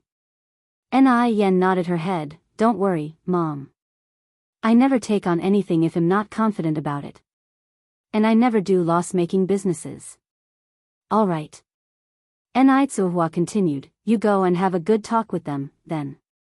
I'll take Yunyun and go check on our noodle restaurant. Ni Yen was going in to discuss business. Having her child with her might be somewhat distracting, and Ni Tsuehua was not a woman without sense. Ni Yen nodded slightly. I'll come to the noodle restaurant as soon as I'm done here. Ni Tsuehua mounted her bike and left with little Ni Yun. Instead of going straight into the restaurant, Ni Yen hailed a taxi. Sir, could you take me to the agricultural bank? At this point in time, taxis were a luxury, used only by a minority of people. Even Benz cars with 3 rows of seats were used as taxis. By the early 1990s, it was the heyday of cars with vanity plates and economy models. All right. The cab driver was a very talkative man. Young lady, you don't look like you're from around here. Ni Yen nodded slightly, I'm from Haicheng. Haicheng is more than 1,000 kilometers from Beijing, isn't it? Ni Yen said, about 1,200 kilometers or so. I've been to Haicheng before. Everything is good but the preference for sons over daughters is too severe, the driver continued, which part of Haicheng are you from? Dam Village, Ni Yen answered truthfully. Oh. The driver nodded, a strange look flashed in his eyes, and he fell silent. In a short time, they arrived at the entrance of the agricultural bank. In order not to worry about finding a taxi later, Ni Yen looked at the plate on the dashboard and said, Mr. Su, would you mind waiting here for me? I'll be back shortly. I'm willing to pay extra. If she was willing to pay extra, what reason did he have to refuse? Mr. Su nodded, sure, I'll wait for you here. Thank you, Mr. Su. Ni Yen pulled out a yuan and handed it to him. She entered the bank and requested a check from the teller. Though checks didn't become universally accepted until 2006, in Beijing in the 1980s, people could already issue checks with unlimited amounts. These checks, however, could only be used within Beijing and not elsewhere.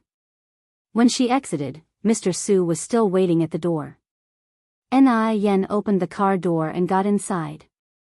Mr. Su asked, young lady, where would you like to go now? Ni Yen answered, back to the place we just came from. All right, Mr. Su said as he started the engine and started to engage her in casual conversation, you're quite attractive, young lady. Do you have a boyfriend? If not, I could introduce you to someone. Ni Yen replied politely, thank you for the offer, but I already have a boyfriend. Oh, that's a shame. The young man I was going to suggest to you, his family is quite well off. By the way, do you have any sisters at home? I have one younger sister who's 11 months old. Just one sister? Mr. Su asked. Ni Yen nodded, not saying much. Mr. Su glanced at Ni Yen through the rearview mirror, a look of surprise flashing across his eyes. He didn't say anything else. Shortly, the car arrived at the entrance of the restaurant. Ni Yen stepped out of the car and entered the restaurant. Watching Ni Yen's receding figure, Mr. Su had a complex expression on his face. After a moment, he drove off. Although the restaurant was in the process of being sold, it was still in business. The waiters inside weren't very enthusiastic. Seeing Ni Yen walk in, none of them even bothered to greet her. Ni Yen walked up to one of them and asked, hello, is your boss around? The waiter responded with indifference, our boss is in the private room on the 3rd floor.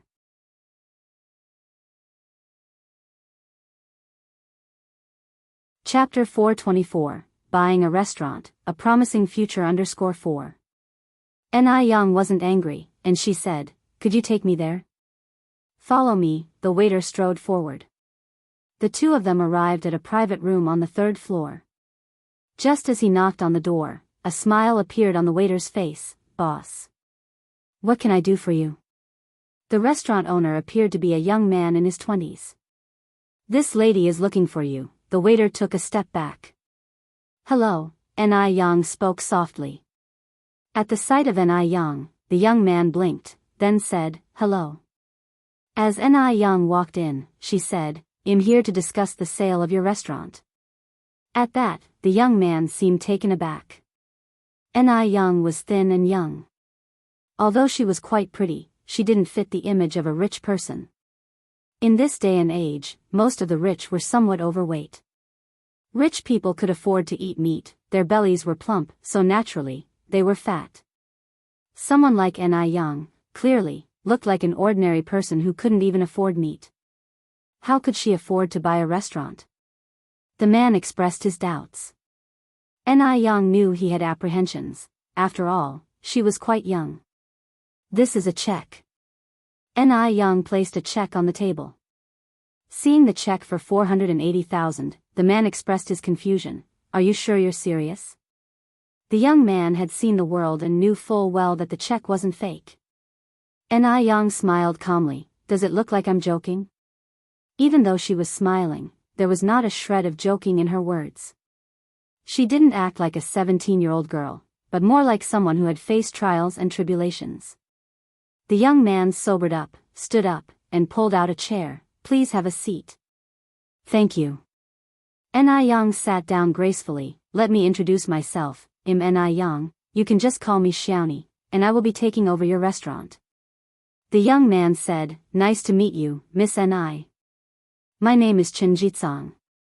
Chen Jitsong was 27 and a returned international student who embraced new ideas and was educated in the ways of modern schooling with no prejudice against small business owners.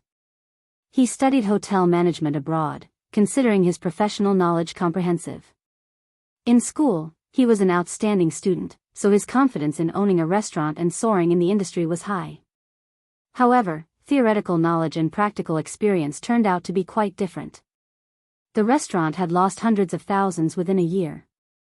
Chen Zikang's initial enthusiasm had turned into general despair. His family stopped funding the restaurant, so he had to sell it and return home to take over the family business. Ni Young went straight to the point. "Mr. Chen, if there aren't any issues, we can sign the contract and settle formalities now." Chen Jitsong seemed slightly nervous. "Does your family know about this?" The restaurant had continuously been in losses. He didn't want to deceive a minor. Ni Young said with a smile, "Don't worry, Mr. Chen. I'm of age. The contracts I sign are legally binding. If you're worried about the check, I can go to the bank with you for verification."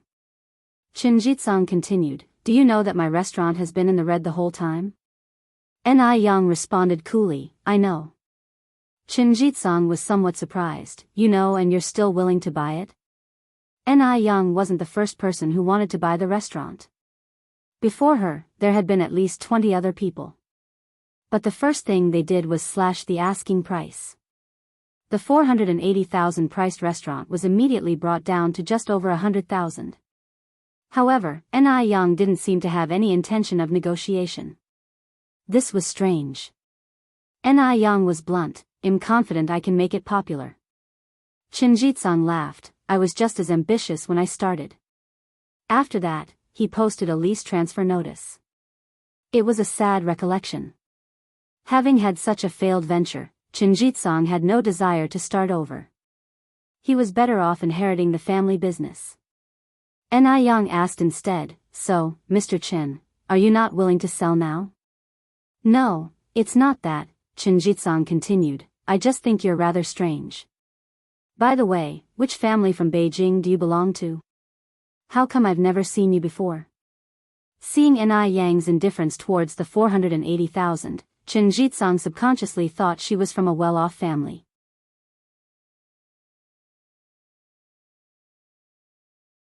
Chapter 425.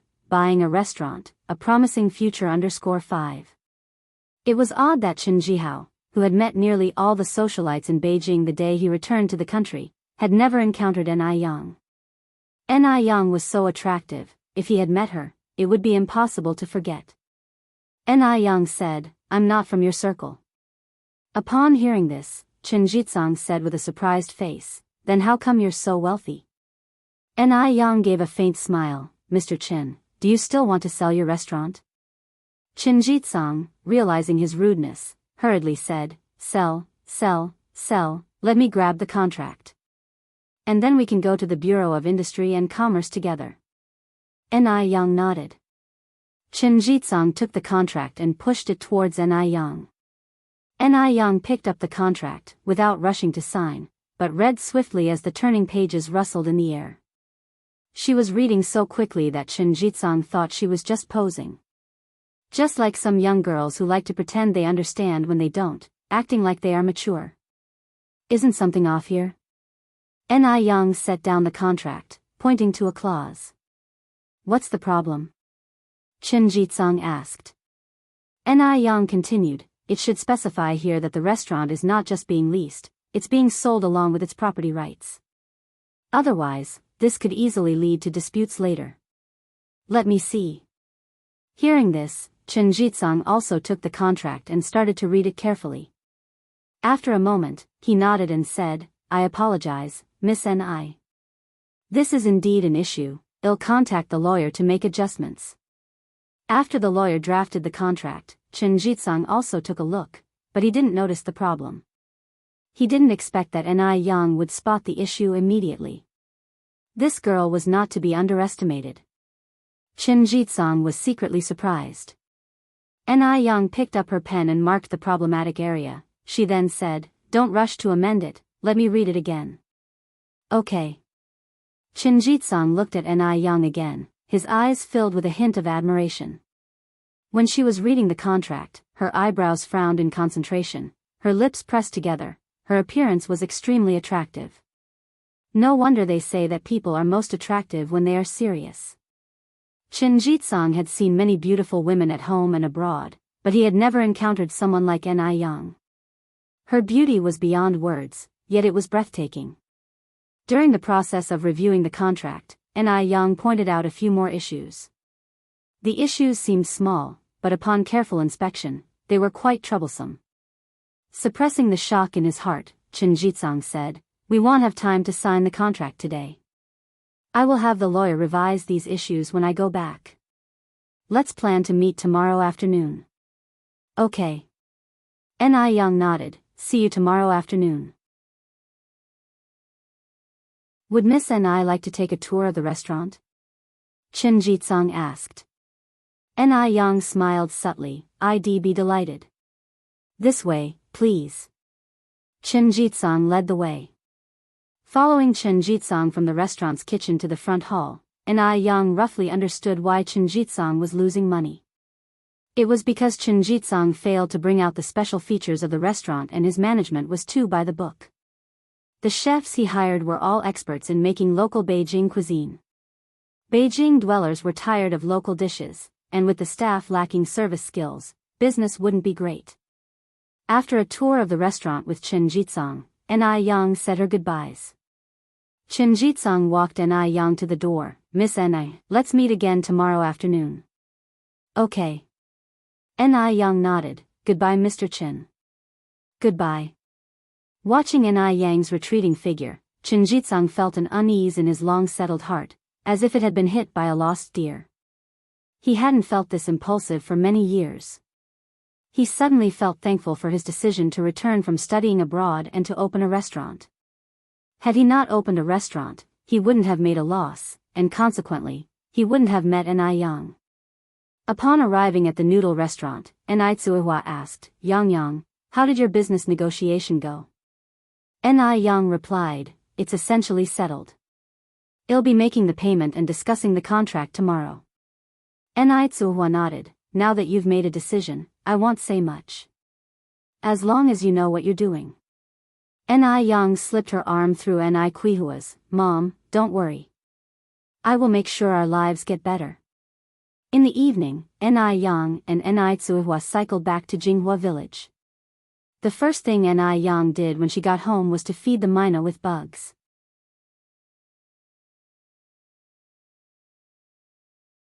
Chapter 426, Buying a Restaurant, A Promising Future _6. The little guy hadn't eaten anything all day, so when he saw Ni Yang coming, he couldn't help but open his mouth eagerly. Duo duo. Ni Yang fed it while calling the little guy's name. After feeding nearly 10 worms, the little one couldn't eat anymore, so it just kept its pair of glossy and round little eyes fixated on Ni Yang. Believing that good education starts from young, Ni Yang began to repetitively greet the little one by saying, Ni how. Not sure whether the little bird understood or not, it clacked its beak after a while, then tucked its head under its wings. Yang Yang. Ni Kuihua's voice came from the kitchen. Coming. Ni Yang stroked the little bird's sparse feathers, and then went for the kitchen. Yang Yang, how do you make those spicy strips? Can you teach me? Of course. Ni Yang nodded and began to teach her step by step. Making spicy strips isn't actually difficult, the most important things are mastering the oil chilies and timing for dough raising. Ni Tsuihua is intelligent, she could already replicate the process after one teaching. The following day, around 1 in the afternoon, Ni Yang arrived at the restaurant as promised. Chen Jitsang had been waiting for quite some time. When he saw Ni Yang coming, his eyes lit up. Miss Ni. Mr. Chen. Ni Yang nodded slightly in greeting. Chen Jitsang presented a contract to Ni Yang. After Ni Yang reviewed it and confirmed that there were no issues, she signed it. Miss Ni, your penmanship is quite good. Chen Jitsang praised genuinely. Thank you. After the contract was signed, they went to the agency to handle various transfer procedures and to register the property. By the time all the procedures were complete, it was evening. The golden sunshine covered the earth. Chen Jitsang handed all the keys of the restaurant to Ni Yang. Miss Ni, I wish you a thriving business with abundant sources of wealth. Thank you. Ni Yang took the keys, wishing you two to find light amidst the darkness, and a future full of promise. Ni Yang didn't intend to continue serving traditional dishes, nor did she plan to maintain the decor of the restaurant, but there were still quite a lot of supplies left in the restaurant, such as grain, oil, semi-finished dishes, meat, etc. Chen Jitsang, having done business for the first time without any experience, had about 10,000 yuan's worth of supplies in stock. It would be a waste just to leave them sitting there, and they wouldn't be eaten up in a short time, so Ni Yang decided to give them away. She decided to give them to the homeless and impoverished families. There were 50+ waiters and 20 chefs still living in the restaurant. Ni Yang paid everyone 2 yuan per day, asking for their help in distributing these items. There is a road in Beijing called Walt Road. The road is home to homeless people and impoverished families. Fua lived on this road.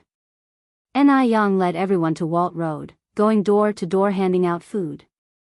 The standard for each house was 10 kilograms of rice, 1 jar of oil, 2 kilograms of pork, and some vegetables plus semi-finished vegetables. In those days, people seldom had meat. When they received these supplies, everyone was extremely excited. It was no different from manna from heaven. Thank you, kind people, thank you, good people. In particular, there was an old woman who hadn't had meat for years. She tearfully accompanied Ni Yang a long way, her eyes filled with tears. Those who never personally experienced that time would never understand the feeling of not having tasted the flavor of meat for years. Upon leaving the old woman's home, Ni Yang brought more supplies to Fua's yard. Just as she walked into the yard, she saw a group of children surrounding and beating Fua. They were all children around 7 or 8 years old. Some were even just 3 or 4 years old. But the words coming out of their mouths were simply unbearable to hear, especially disgusting. Even Ni Yang had never heard some of them before. They were probably cursing at Fua as a bastard without a mother. Ni Yang frowned slightly, raising her voice. Who is bullying our Fua? Hearing this, all the children turned towards Ni Yang. In that moment, Fua seemed to see the sun, his eyes filled with light. Sister. Ni Yang walked over, picked up one of the children who was bullying Fua the most brutally, and started spanking him. For the first time in his life, Fua felt the feeling of being defended. The mischievous child started crying loudly. The other children immediately ran off to tattle. It wasn't long before a woman walked into the yard, spitting curses. Which shameless beast is bullying our child? Ni Yang looked at the woman, responding with a cold voice, raising a child who curses and hits people, that is the real shameless animal. The woman was just about to retort, but upon clearly seeing Ni Yang's face, she immediately changed her attitude. Good person, it's you. We are really sorry, our child doesn't know any better, it's our fault that he hit Fua. Xuanzi quickly apologized to the good person and Fua. The naughty child refused to apologize, stubbornly said, I will not. He is a bastard. The woman raised her hand and slapped Xuanzi hard across the face. Apologize. Crying, Xuanzi apologized to Fua, promising that he would never bully Fua again. Xuanzi's mother also emphasized over and over that she will discipline Xuanzi in the future. Ni Yang was not the type to hold a grudge when she was in the right. Upon seeing the mother and son like this, she decided to let it go. After this incident, Fua's friends all knew that Fua had a very formidable sister. No one dared to bully him anymore.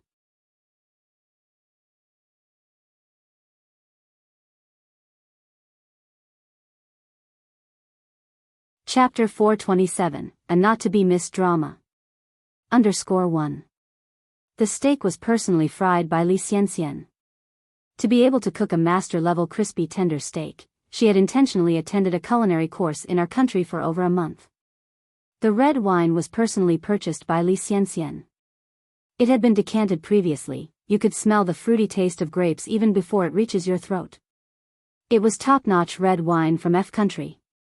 Mo Baichuan picked up his glass and took a small sip. The taste is good. It just felt a bit bitter. He didn't recall ever having this slightly bitter feeling before drinking red wine. Could there be something wrong with his taste buds? Mo Baichuan took another sip and savored it carefully. This time, he didn't get the slight bitter feeling again. Only the robust and mellow flavor that had missed was left. It must have been an illusion. Li Xianxian stole a glance at Mo Baichuan from the corner of her eye, a crafty smile hooking up at the corner of her mouth. Try the steak again. Li Xianxian stood up and switched the cut steak in front of her with Mo Baichuan's. No need, Mo Baichuan held down his plate, his tone indifferent, I can do it myself. All right. Li Xianxian sat down without feeling awkward and started to smile. Mo Baichuan was cutting the steak with his eyes down, his posture graceful. After all, he was a young master born into a wealthy family. This kind of demeanor that emanated from his bones was something ordinary people could never imitate without making a fool of themselves. Li Xianxian simply looked at him, the deep infatuation in her eyes impossible to conceal. Just thinking about how this excellent man would soon completely belong to her made Li Xianxian unable to contain her excitement once again. Baichuan, Li Xianxian took a sip of red wine and asked hesitantly, have you told your parents about us? What are you referring to? Mo Baichuan bit into the steak, savoring it carefully. From Mo Baichuan's reaction, Li Xianxian could tell that he didn't really care about this matter. A feeling of unwillingness flashed in Li Xianxian's eyes. Just what was she in Mo Baichuan's heart? In order to reach his heart, to stand beside him, she had transformed from a naive country girl who knew nothing into someone who could please the sophisticated ladies of Beijing. No one knew how much effort she had put into this. And what about Mo Baichuan? Mo Baichuan didn't even bother to inform his parents about this important matter. The more Li Xianxian thought about it, the more aggrieved she felt. Her heart was filled with an indescribable sadness, yet she managed to conceal it well, feigning shyness as she said, I mean, our relationship. At first, Mo Baichuan was a bit taken aback, then he said, when the time is right, I will naturally tell them. Li Xianxian nodded, then said hesitantly, Baichuan, I feel like your parents don't really like me. While cutting the steak, Mo Baichuan said, my parents are very easygoing, you're overthinking. Li Xianxian didn't respond. She just poured another glass of wine for Mo Baichuan. Meanwhile, at the Jing family's residence, the assistant was reporting Li Xianxian's whereabouts in the past few days to Jing Xianjing. About a week ago, Li Xianxian ran around 10 pharmacies, all just to buy a specific secret potion. What kind of secret potion? Jing Xianjing looked up at the assistant. The assistant's eyes flickered. He leaned in and whispered in Jing Xianjing's ear. Upon hearing this, Jing Xianjing was shocked. Really? The assistant nodded. After Li Xianxian left the pharmacy, I had someone purchase an identical potion from the pharmacy. Here it is. The assistant took out a small green bottle from his pocket. Written on the bottle were the words Spring Breeze Palace. You're sure it's that potion? Jing Xianjing squinted her eyes. This Li Xianxian really had wild ambitions, to think she dared to buy even this kind of potion. Fortunately, she was prepared and had someone following Li Xianxian. Yes, the assistant nodded. I have already had a doctor authenticate it. What is Li Xianxian doing now? Jing Xianjing asked next. The assistant continued. Tonight, Li Xianxian invited Mr. Mo for a dinner. What? Jing Xianjing abruptly stood up from her chair. How could you tell something so important only now? You incompetent. She bought that kind of potion in one breath, and invited Mo Baichuan for dinner in the other. Even a fool would know Li Xianxian was up to no good. She was utterly shameless. Enraged, Jing Xianjing stormed out, fearing that every second wasted, Li Xianxian and Mo Baichuan would become a fait accompli. After a few steps, Jing Xianjing broke her stride. Where are they having dinner? The assistant responded, at Li Xianxian's residence.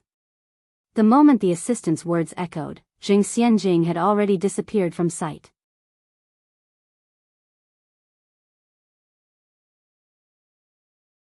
Chapter 428, a not-to-be-missed drama. _2. She was too eager. She was dying to expose Li Xianxian's ugly facade to Mo Baichuan, and finally, she was given this chance to pay back for the insults Li Xianxian has thrown at her in the Japanese restaurant the other day. Jing Xianjing was now both anxious and delighted. On the way down the stairs, she wasn't paying attention and bumped into a person. Ah! A ghost. Jing Suyu made a scared gesture and ran upstairs, not daring to look back. If it were usual, Jing Xianjing would definitely have taken this opportunity to teach Jing Suyu a lesson in private. But today, she had no time to deal with a lunatic. Jing Xianjing didn't even have time to call her driver. She quickly grabbed her car keys and left. She drove recklessly, eventually arriving at Li Xianxian's residence in the base. The base had tight security, but Jing Xianjing's face was her pass. After all, she grew up with Mo Baichuan, so she had been to the base hundreds, if not thousands, of times. Jing Xianjing parked her car under Li Xianxian's apartment building, then climbed up to the second floor. The door was not locked from the inside, so Jing Xianjing opened it in one push. The two inside having a drink were startled by this sudden interruption. Mo Baichuan was fairly calm, while Li Xianxian became so spooked that she turned pale and her voice was trembling. Sister Xianjing is here. What are you afraid of now that I'm here? Nothing is more frightening than having a guilty conscience. Li Xianxian was reacting way too strangely, making Jing Xianjing even more convinced that something had been added to the wine. I am not afraid. Li Xianxian forced a grin, put down her wine glass. Sister Xianjing, please have a seat. I didn't know you were coming, so I didn't prepare a set of tableware for you. I hope you don't mind. Jing Xianjing didn't accommodate her at all. She walked up to the table, picked up Mo Baichuan's wine glass, and took a sniff. Brother Baichuan, you can't drink this. Sister Xianjing, this wine is a pale purple from F country, why can't I drink it?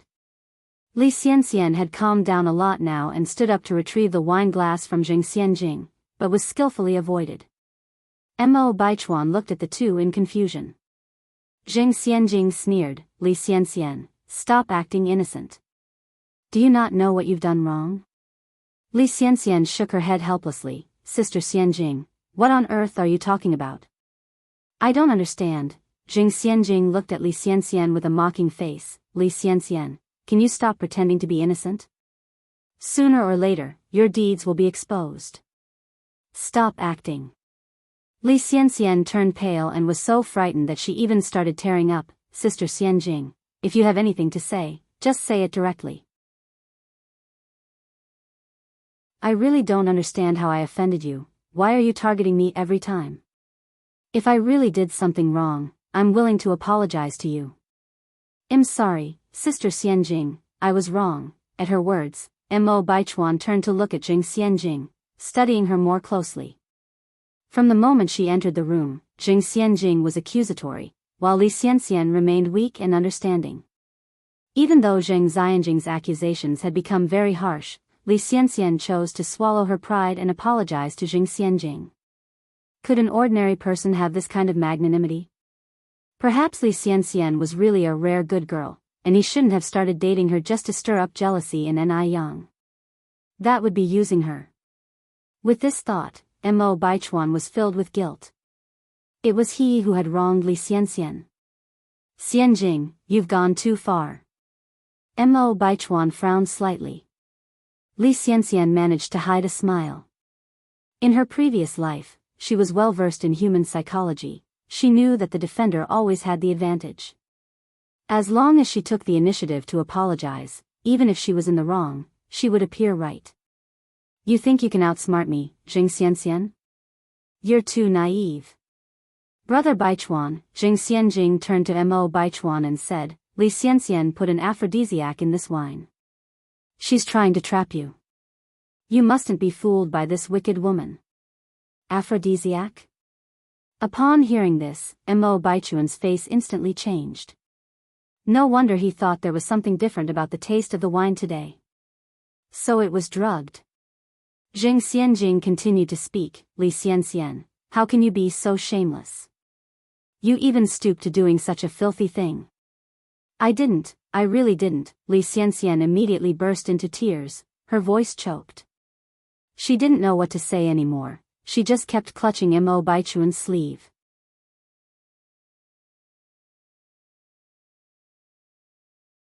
Chapter 429, a not-to-be-missed drama. _3. Mo Baichuan, with a cold face, said, Li Xianxian, you've really disappointed me. Baichuan, you've misunderstood me. I didn't use that kind of drug, Li Xianxian cried, her tears streaking through her makeup. It broke Mo Baichuan's heart to see her like this. After all, he had known Li Xianxian for more than 2 years. She had always been good to him, and even published a book this year. Would Li Xianxian ever do something like drugging someone? Whether or not you've used the drug, wouldn't going to the doctor's office confirm it? Li Xianxian, are you willing to go? Jing Xianjing demanded fiercely. Baichuan, don't you trust me? Li Xianxian looked up at Mo Baichuan, her almond-shaped eyes red and swollen. Mo Baichuan looked at Li Xianxian, wavering in his resolve. Brother Baichuan, Jing Xianjing quickly countered, be calm. Don't be fooled by this woman. By the way, Brother Baichuan, did you drink the wine?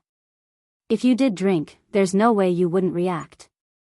Mo Baichuan hadn't realized until Jing Xianjing mentioned it, but he began to feel a heat rising from his lower abdomen. Mo Baichuan grabbed Li Xianxian's arm, come with me to the doctor's office. Jing Xianjing held the wine glass, her eyes gleaming with malicious pleasure. I didn't use that kind of drug. Li Xianxian cried out indignantly, exclaiming, I won't go. Jing Xianjing scoffed, the innocent are always without fear. If you're innocent, why are you afraid to go? Baichuan, I haven't. I really haven't. Believe me, Li Xianxian pleaded with teary eyes, directing her plaintive gaze at Mo Baichuan, this will affect my reputation for life. I hope you consider it all very carefully. Let's go. Mo Baichuan had completely lost trust in Li Xianxian, as his feeling of warmth had only gotten stronger. It was strange, he even felt like he was breaking into a sweat. Mo Baichuan pulled Li Xianxian all the way to the doctor's office while Jing Xianjing followed grinning triumphantly. The doctor in the office was a high school classmate of Mo Baichuan's, named Yin Xiaocheng. Mo Baichuan took the wine glass from Jing Xianjing and handed it to Yin Xiaocheng. Help me verify if there's anything wrong with this wine. Without asking any further questions, Yin Xiaocheng accepted the glass and retired into the lab. Wait for me for 10 minutes. Li Xianxian watched as the lab door shut, her face a complex mix of emotions.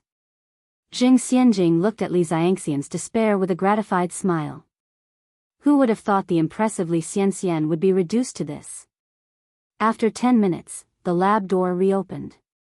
Yin Xiaocheng, in his full lab gown, walked out. The smug look on Zheng Xianjing's face was brighter than ever. Mo Baichuan rushed up to him immediately. So, how was it? Yin Xiaocheng removed his mask. Nothing is wrong with the wine. But how about you two? What is the problem? The wine is okay. Zheng Xianjing's face changed instantly. She blurted out, Brother Yin, are you sure you were correct? How could the wine be fine? Li Xianxian definitely drugged the wine. Yin Xiaocheng said with sudden realization, you're talking about that kind of drug. I told you there's a drug. Zheng Xianjing sighed in relief. Yin Xiaocheng asked, puzzled, what's wrong with the drug? Is there a problem? Mo Baichuan cleared his throat, speaking softly, can we talk privately? After all, he thought, being drugged wasn't something to be proud of. After hearing the full story, Yin Xiaocheng laughed. The feeling of warmth, sweating, these are normal symptoms from taking a stomach medicine. Stomach medicine? Mo Baichuan looked at him questioningly. What stomach medicine? Yin Xiaocheng continued, the stomach medicine that was soaked in the red wine. Didn't Xianxian tell you? In order to help your stomach, she came to me for advice many times. Li Xianxian stood to the side, her face revealing neither elation at her vindication nor indignation, but a calmness that hit Mo Baichuan like a pang of guilt. Xianxian. I'm sorry. Mo Baichuan struggled to speak those words. He had never apologized to anyone in his life. Li Xianxian was the first. Li Xianxian forced a smile, fighting back tears as she looked at Mo Baichuan. I guess it's my fault too. I shouldn't have secretly put the stomach medicine into the red wine, causing this misunderstanding. But what I couldn't believe is that you didn't trust me, Baichuan. I lost my parents when I was young, you're the only boyfriend I've had, you were the only person I could trust, but you didn't trust me. With every painful word Li Xianxian spoke, guilt stabbed at Mo Baichuan's heart. It was he who had really wronged Li Xianxian. He had no right to question her character.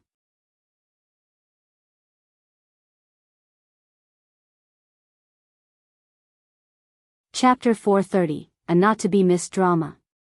_4. Yin Xiaocheng gave Mo Baichuan a pat on the shoulder. In fact, Xianxian means well, she's afraid you won't take your medicine on time, so she mixed the stomach medicine in the red wine. Brother, think about it, how many stomach pills have you thrown away these past years? Stomach medicine. There was actually stomach medicine in the red wine. Even Jing Xianjing was stunned this time. Wasn't it that kind of medicine? How did it turn out to be stomach medicine? What exactly was going on? Jing Xianjing glanced over at Li Xianxian, who smirked at her, the corner of her mouth filled with provocation.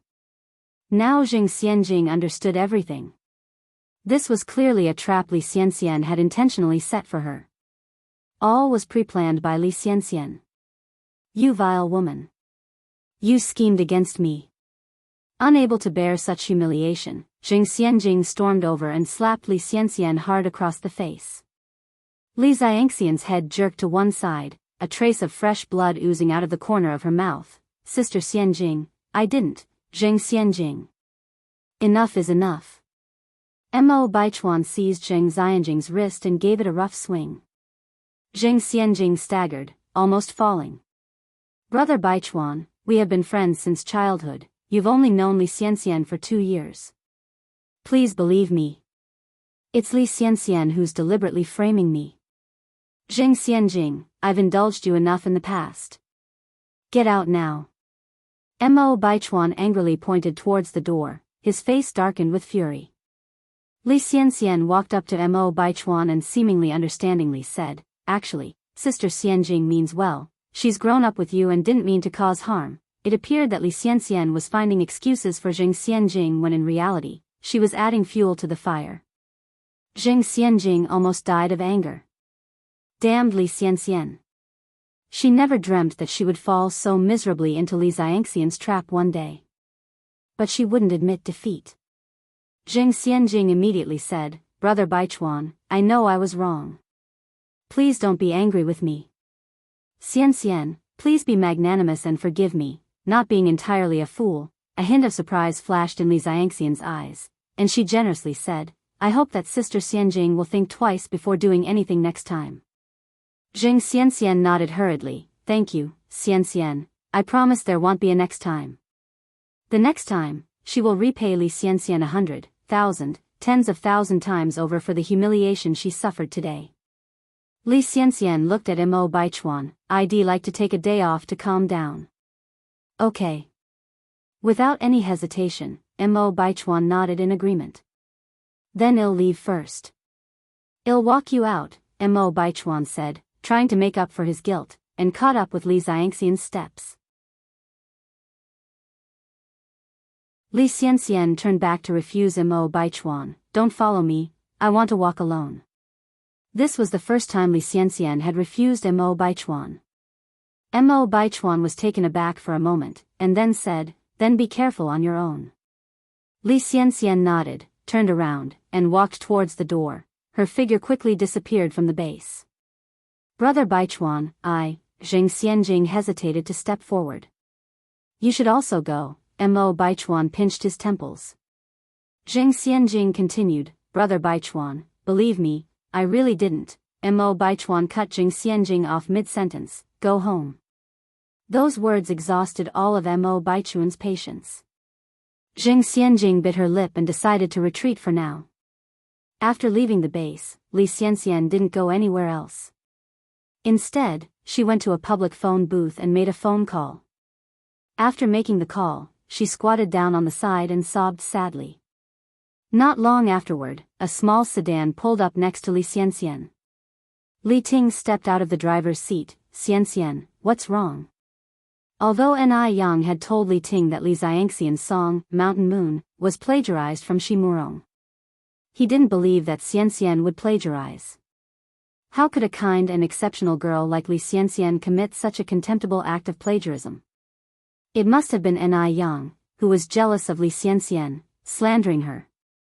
Moreover, Li Ting had checked, there was no author named Shi Murong at all. "Tingji," Li Xianxian threw herself into Li Ting's arms, sobbing loudly. Li Ting's eyes filled with heartache. "Xianxian, what's the matter? Who bullied you? Tell me, I'll seek revenge for you." "Stop asking, Tingji, I just want to hold you right now." Li Ting's heart twisted in pain. No one noticed that underneath the darkness, a malevolent smile curved up at the corner of Li Xianxian's mouth. It looked just like the hissing tongue of a venomous snake.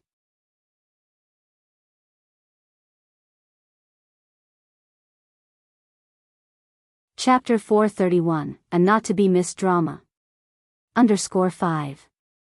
Since Mo Baichuan didn't trust her, what does it matter if she played the part of the ill-fated princess once more? Originally she didn't want to go through all this trouble. After crying for a while, Li Xianxian's emotions gradually settled. Li Ting softly said, "Xianxian, it's getting late, let me take you home." Li Xianxian tightly hugged Li Ting and after a long while, she mumbled, "Tingji, would you let me stay for the night?" Li Xianxian was Li Ting's object of unfulfilled longing, so naturally, he was more than willing to agree to her request. "Xianxian, aren't you concerned about your reputation?" Li Ting hesitated. Despite his willingness, he had to consider Li Xianxian's reputation. After all, she was a girl. Li Xianxian feigned a strong smile. "Do you think I am the type who cares about appearances? You're my only confidant. Let's go, I'll take you home." Li Ting opened the passenger side of the car. For the sake of Li Xianxian's reputation, Li Ting didn't take her back to Li family's villa, but brought her to his residence instead. Upon entering the residence, Li Ting busied himself with pouring hot water and preparing drinks for Li Xianxian. Li Xianxian said, I want to drink alcohol, Tingji, do you have any here? Li Ting handed a milk drink to Li Xianxian. It's not good for girls to drink alcohol, it's better to have some milk before bed. Li Xianxian looked at Li Ting and choked out, I feel awful, Tingji, just let me have a sip. In that moment, Li Ting gave in, taking a can of beer from the fridge. Cans came into existence in the 1950s. Li Xianxian handed Li Ting a can, Tingji, let's toast. Cheers. Li Xianxian chugged most of the beer in the can and drunkenly slumped onto Li Ting. Tingji, you're so kind. Li Ting sat there, barely daring to move. Tingji, I'm thirsty, I want to drink water. Li Xianxian requested. Li Ting handed her a cup of water. Li Xianxian pushed it away. I don't want the cold one, I want hot water. Helplessly, Li Ting rose to pour Li Xianxian some hot water. Hearing the sound of Li Ting's footsteps growing distant, Li Xianxian quickly pulled a green pill from her pocket, dropped it into Li Ting's beer and shook it. Soon, Li Ting came back with the hot water. Xianxian, have some water. Li Xianxian took the cup. Tingji, let's toast. Li Ting picked up the spiked can and drank. The more he drank, the woozier and hotter he felt, and he began to lose control of himself. Despite this, he remained conscious. He forcefully subdued Li Xianxian. No matter how much she resisted, it was useless. The next day, Li Ting opened his eyes to an intense headache, looking at the ceiling, his mind blank for a moment. Was last night a dream, or did it really happen? After a while, Li Ting lifted the covers, and in that moment, he realized that it was not a dream. Everything that happened last night was real. He had forced Li Xianxian. What should he do? Li Ting massaged his temples in frustration. He didn't know what had come over him last night. It was as if he was suddenly possessed. Li Xianxian saw him as her confidant, but he treated Li Xianxian this way. There was no way she would forgive him. Beast! Li Ting fiercely slapped himself. After washing up, Li Ting went to Li Xianxian's school as soon as he could. After a long time, Li Xianxian came out looking frail and sorrowful, but with a bizarre melancholic beauty. Xianxian, Li Ting looked at Li Xianxian, wanting to speak but stopping. He knew it was too late to say anything now. But he could take responsibility for Li Xianxian. From now on, Li Xianxian would be the only lady of the Li family. He would spend the rest of his life treating her well. Don't say it. Li Xianxian interrupted Li Ting from speaking further. What happened last night was an accident. I don't blame you. Li Ting was taken aback. He didn't expect Li Xianxian to be this magnanimous. Li Xianxian went on, Tingji, I know what you're thinking, but I must clarify something. My relationship with you is nothing more than that of a confidant. I already have someone I like. He's my boyfriend now, and after what happened, I feel like I've really wronged him. If you really want to make it up to me, then help me keep this quiet.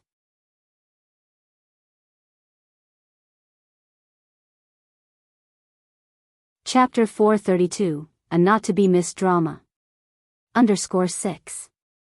Li Tingji knew that Li Xianxian didn't like him. He had always known. But he still wanted to try. Xianxian, things have already happened. Marry me, I will be good to you in the future. Li Tingji. You're too selfish. Li Xianxian suddenly added weight to her tone. I didn't want it to happen. If you're not helping me now, it's fine. But you're using this to coerce me. Do you realize how hard it was for me to decide to see you? But you actually threatened me. Li Tingji became anxious. I'm sorry, Xianxian, I didn't mean it that way. I know I am wrong to you. Rest assured, I won't pressure you, nor will I intimidate you. I'll listen to whatever you say. After all, the one who was in the wrong was him towards Li Xianxian. That Li Xianxian could have been so composed was already beyond ordinary people. Come here. Li Xianxian spoke softly. Li Tingji leaned his head down. Li Xianxian whispered something in his ear. Hearing this, Li Tingji nodded and said, all right, leave this matter to me. His agreement came easily, but his eyes flashed with a look of pain. The Ni family. Ni Tsuihua was making chili strips in the kitchen. Adding to Ni Yan's recipe, she sprinkled another layer of white sesame onto the ready-made spicy strips. The spicy taste was combined with the aroma of sesame, leaving a delightful flavor in the mouth with each bite. Once the chili strips were ready, Ni Tsuehua filled up a big iron pot with them. She made a lot of chili strips, filling up an entire pot. Ni Tsuehua pushed out her bicycle, fixed little Ni Yun onto the child's seat, covered the iron pot full of chili strips with a plastic bag, and finally tied it onto the bike. By the time all this was done, it was already 3:30 p.m. Ni Tsuehua rode her bike towards the city center. At 4 p.m., Ni Tsuehua parked her bike in front of a primary school at the city center. Yes, Ni Tsuehua had come to sell chili strips. Ni Yen was so outstanding, she didn't want to be a useless mother, idling away at home every day. She wanted to do something too. The chili strips tasted so good, she was certain they would sell out in front of the school gate. Ni Tsuehua took out the chili strips and displayed them on a big stone by the roadside. Little Ni Yun sat in the bike's rear seat, not crying or making a fuss, exceptionally obedient. At 4:10 p.m., the school bell rang for the end of the day. Ding ding ding, a crowd of primary school students in school uniforms swarmed out. Ni Tsuehua, standing by the roadside, suddenly felt a little nervous. Coming out to sell something for the first time, she didn't know what to do. There were also others nearby selling buns and snacks, who didn't need to do anything for the children to rush to them. Some wanted the sesame candy costing 5 yuan and others the sugared ice costing 3 yuan. Yet not a single student came to her. It was her first day setting up a stall and the big iron pot wasn't filled with colorful candies or delicious juice, so the children, not knowing what she was selling, naturally wouldn't come over. What should she do now? Ni Tsuehua wanted to call out, but lacked the courage. She didn't know how to call out and felt extremely embarrassed. So when all the students had left, Ni Tsuehua hadn't sold a single chili strip. This was a bit beyond Ni Tsuehua's expectations. She had thought that it would be easy to do business, but she encountered a setback the day she started selling chili strips. Sigh. At 5:30 p.m., Ni Tsuehua left with her cart, critically reviewing why she couldn't sell any chili strips. The main reason was pride. Others didn't know what she was selling or if it was nice, so naturally she couldn't sell anything. No, she needed to find a solution. Ni Tsuehua thought about this as she cycled. The next day, Ni Tsuehua went to the school gate as usual. Unlike yesterday, she brought along a cushion fan today. When the students got out of school, she began to fan the air and announce, "Chili strips, 2 yuan each." The delightful aroma was successfully wafted out, and after shouting a few times, Ni Tsuehua found that it wasn't as embarrassing. Thus, she continued to call out a second time, a third time. However, since chili strips was a novel term, these children hadn't heard of it before and naturally wouldn't approach to inquire. Finally, a primary school student was drawn by the tantalizing smell and asked, "Auntie, what do you call this? It smells so good." With a little customer approaching, Ni Tsuehua was naturally joyous. "These are chili strips, fragrant and spicy, very delicious." "Is it exceptionally spicy?" Although the aroma was enticing, the child had never tasted it before and was a little hesitant. Ni Tsuehua picked up a small piece with a toothpick and passed it to the child. "Kid, why don't you try it?" "Thank you, Auntie." The little customer reached out to receive it. There wasn't a child capable of resisting chili strips. The spicy and numbing sensation was simply too good. Furthermore, Ni Tsuehua was generous with the seasonings, even adding her own special blend of spices, making the taste even more satisfying. People would hate to waste any bit, almost regretting not sucking their fingers clean. The little customer finished the bite-sized sample and was left wanting more. Immediately, she asked, "Auntie, is it 2 yuan per chili strip?" "Yes." Ni Tsuehua nodded smilingly. "I'll take 3. The little customer immediately took out 6 yuan to give to Ni Tsuehua. Ni Tsuehua promptly wrapped the chili strips and handed them to her. Thanks to the first little customer's word of mouth, the second and third customers quickly joined in. In a short time, all the chili strips in the large iron pot were sold out. Enrich felt it was as incredible as a dream. When she returned home, Enrich counted the money she had earned from selling chili strips that day. Adding up all the small change, it turned out to be 6 yuan in total. 6 yuan a day meant 180 yuan a month. This was much better than an average salary worker. Moreover, she only had to sell for a short while at 4 p.m. each day. This wouldn't disrupt her household chores either. For several consecutive days, Enrich went out to sell chili strips to supplement the family income. The term, chili strip, gradually circulated among a group of primary school students. The other vendors nearby saw how good Enrich's business was and followed suit, causing envy. Today was Mo Baichuan's birthday.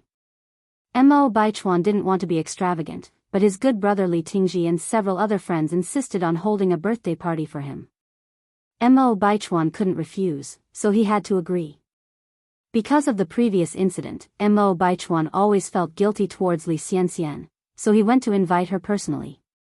Thinking of Ni Yen, he intentionally let the news slip to Ni Yen and also invited Mo Qishan to join. As he knew, Ni Yang would certainly come on the pretext of joining Mo Baichuan.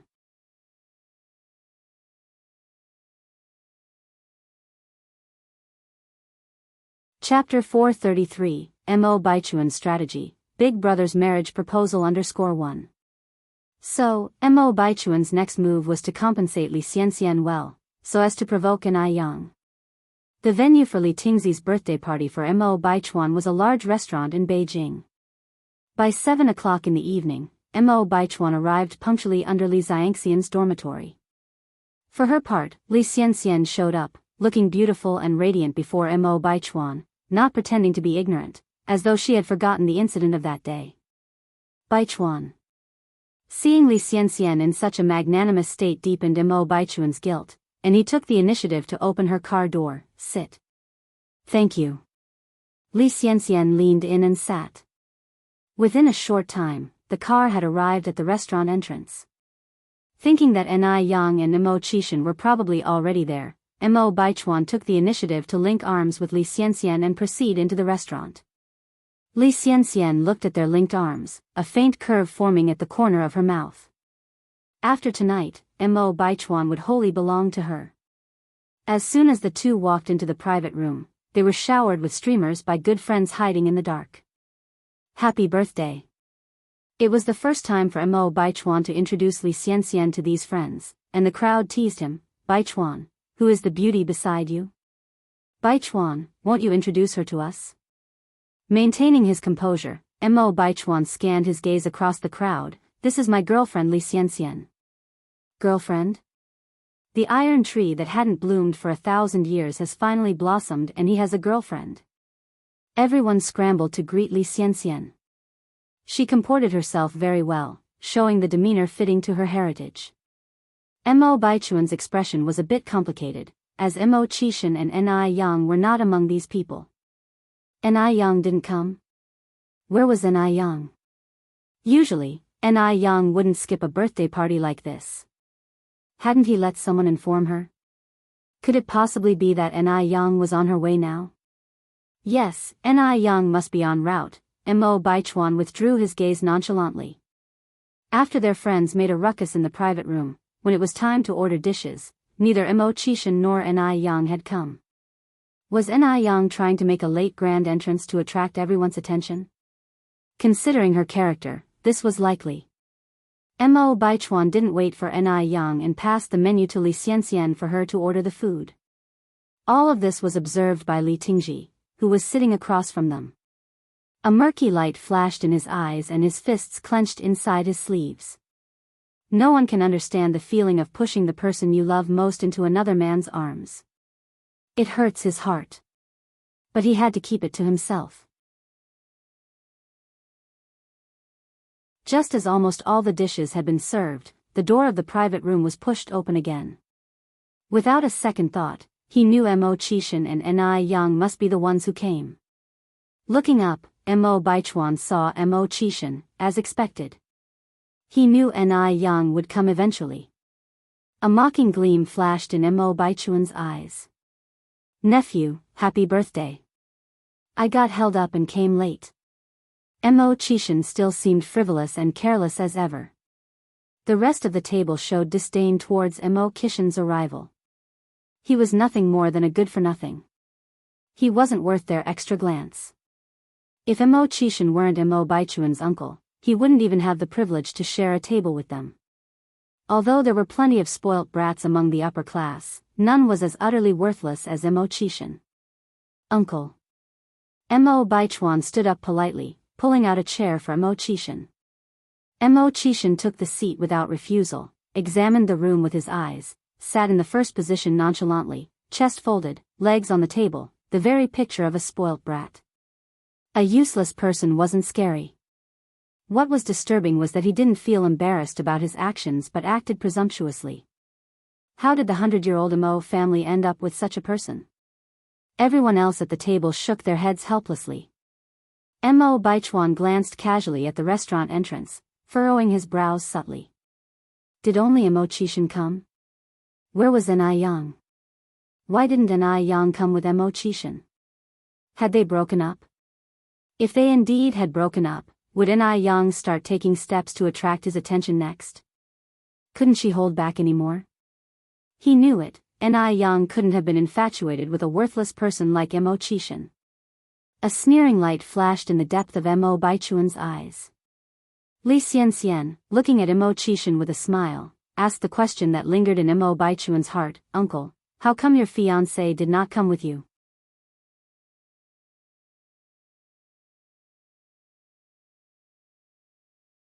Chapter 434, Mo Baichuan's Tactics, Bigwig's Proposal _2.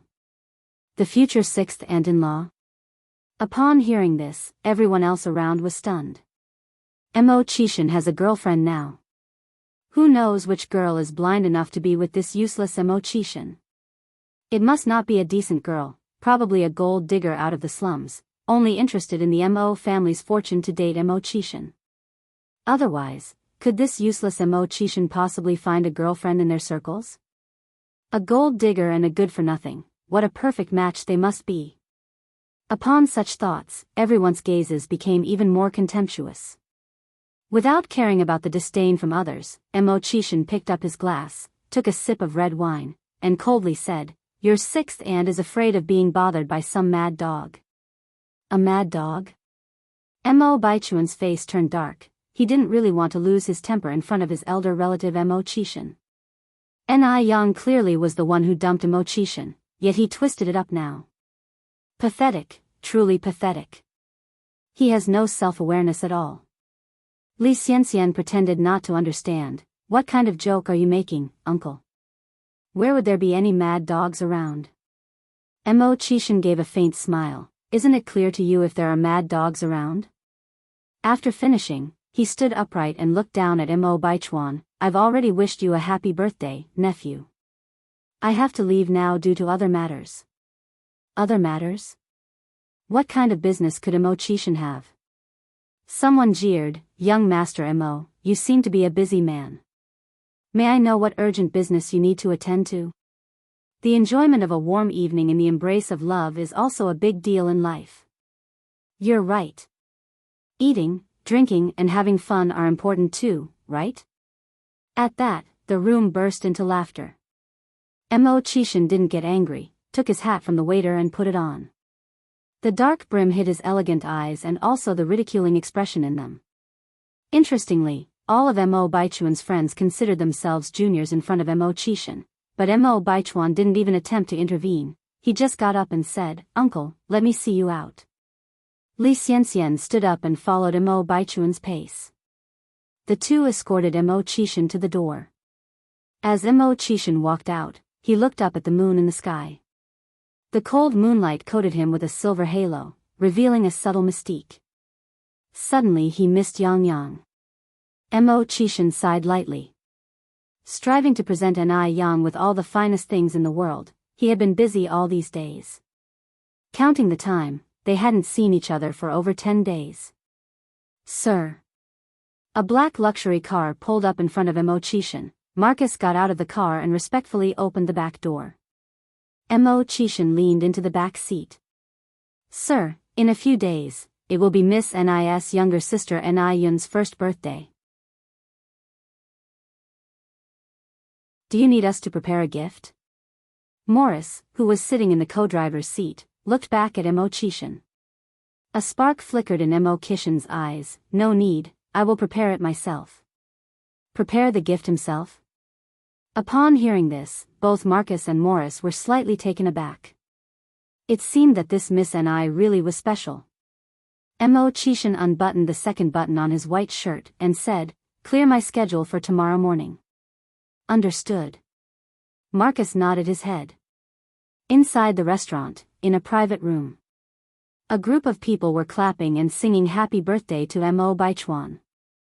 Li Xianxian cut the cake for Mo Baichuan herself. Looking at this beautiful and warm scene, Li Ting kept drinking, and even forgot about thing that Li Xianxian had asked him to do. "Tingji, have some cake." Li Xianxian placed a piece of cake in front of Li Ting. Li Ting took one look at her and came back to his senses. "Thank you, sister-in-law." Yes. Now, he ought to call Li Xianxian sister-in-law. Because everyone in the private room was calling her sister-in-law. If he didn't, it would undoubtedly arouse suspicion. No worries. Li Xianxian smiled gently, but the look in her eyes served as a reminder. Li Ting immediately understood the meaning in Li Xianxian's eyes and raised his glass, looking towards Mo Baichuan. "Baichuan, you are the birthday boy. Here's to a happy birthday and to your everlasting happiness with sister-in-law." "Thank you." Mo Baichuan raised his glass to toast with Li Ting. Then Li Ting continued, "Let's all make sure we're drunk before we go home." "Yes, yes, yes. Let's get drunk." The rest of them echoed in agreement.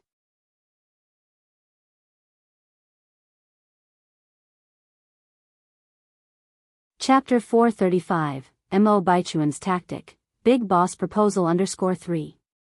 One drink, then two. Gradually, Mo Baichuan's head was getting dizzy.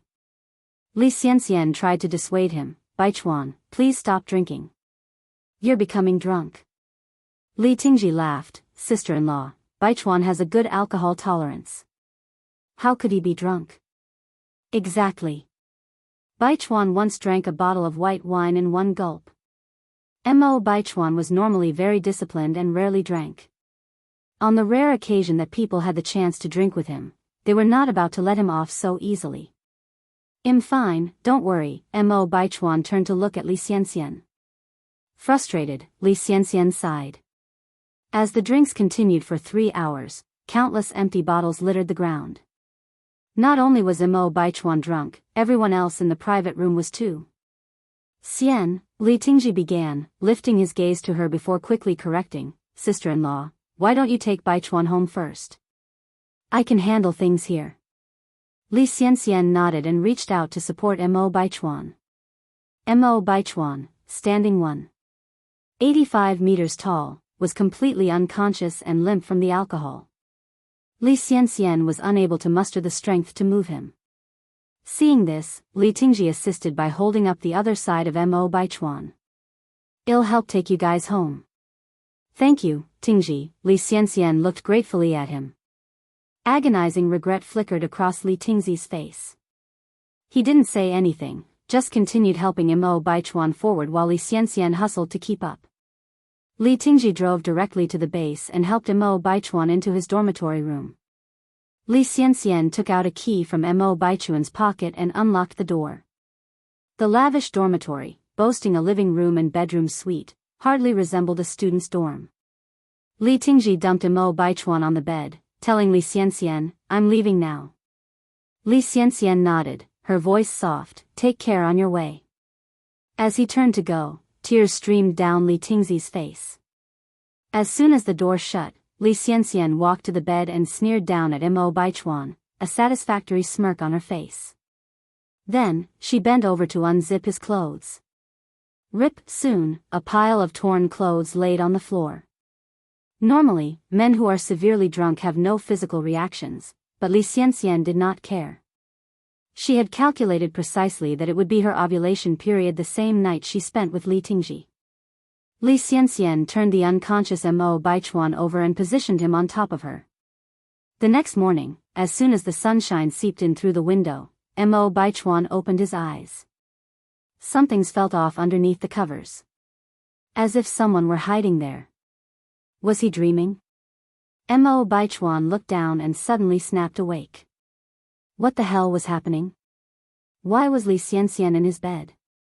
Mo Baichuan felt a terrible headache. His mind was blank, unable to remember what had happened the night before. What had happened? He was pretty confident about his self-control. How could he have lost his inhibitions after drinking? Pinching his temples to alleviate his irritation, Mo Baichuan glanced at the torn clothing strewn on the ground, and immediately felt a pit in his stomach. Could it be that he had forced himself on Li Xianxian? Just then, a piercing scream echoed throughout the room. Ah!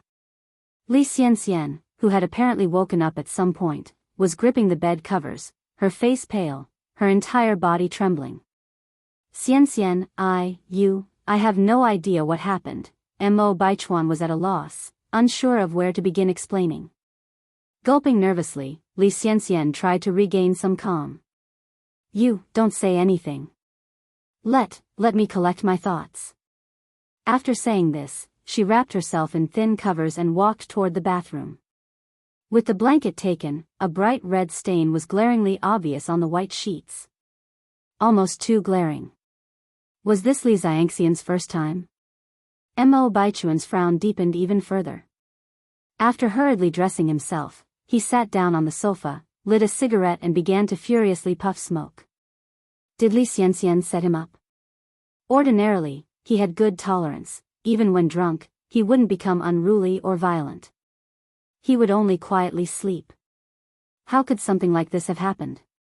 Also, why was Li Xianxian in his dormitory? Chinese name squinted his eyes. After a while, Li Xianxian finally emerged, wrapped in covers, from the bathroom. Baichuan. Li Xianxian initiated the conversation. Mo Baichuan looked up at Li Xianxian. Li Xianxian resumed, last night was an accident. We're both adults and am also responsible for it. Don't blame yourself or feel guilty. Don't worry, I won't hold you responsible or make any unreasonable demands.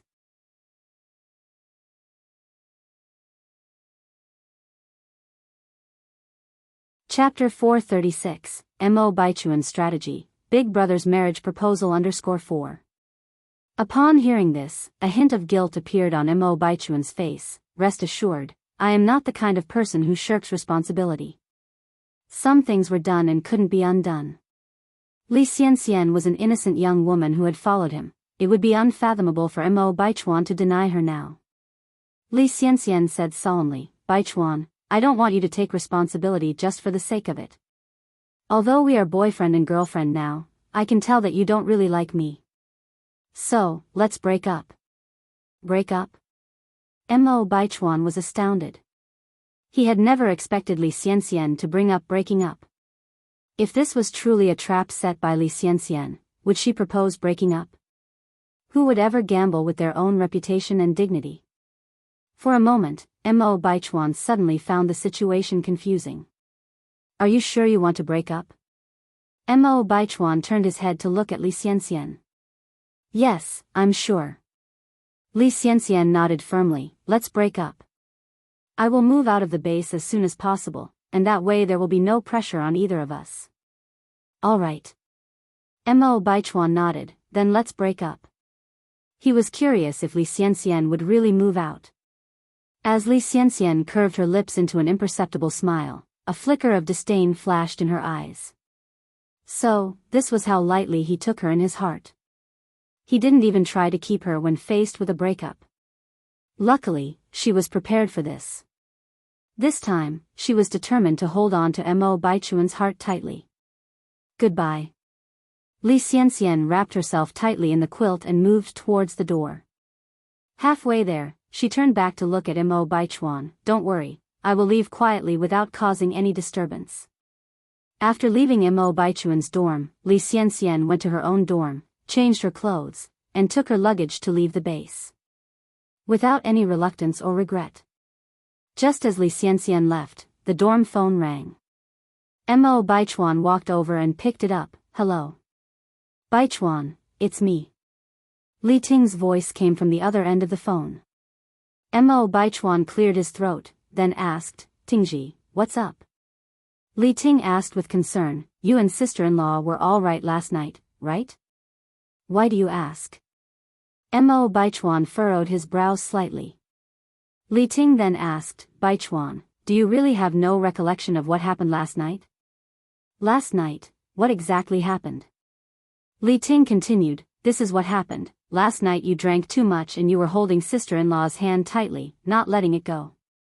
In the end, you started acting unruly. There was no other way, so sister-in-law and I brought you back to your dorm.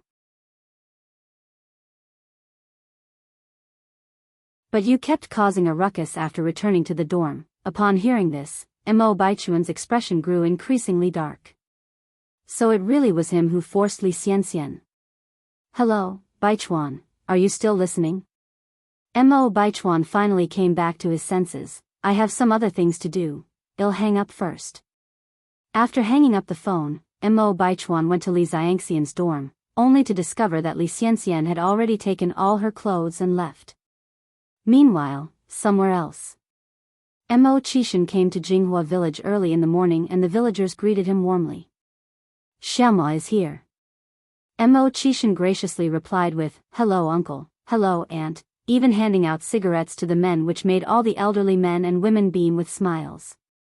In no time, he reached the courtyard of the Ni family.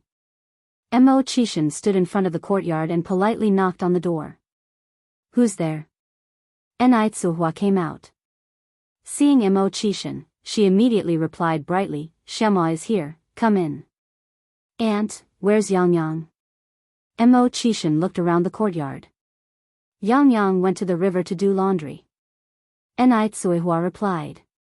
"Doing laundry at the river?" Mo Qishan frowned sympathetically. Hadn't he bought a washing machine already? Why did Ni Yang still need to go to the river to do laundry? Hand washing was so laborious. "I'll go find Yang Yang." Mo Qishan continued. Ni Tsuhua replied, "I can show you the way." Mo Qishan shook his head, "Don't worry, aunt. I know the way." Ni Tsuhua smiled and said, "Fine then, you can go." Mo Qishan turned and headed out. In no time, he arrived by the river. He saw Ni Yang standing by the river with her pants rolled up, busy washing clothes. Her actions exposed a bit of her slender, fair waist against the black cloth, making it noticeably eye-catching. A few ducks were swimming around near the edge. Mo Qishan's Adam's apple bobbed visibly. He took off his shoes and quietly made his way towards Ni Yang.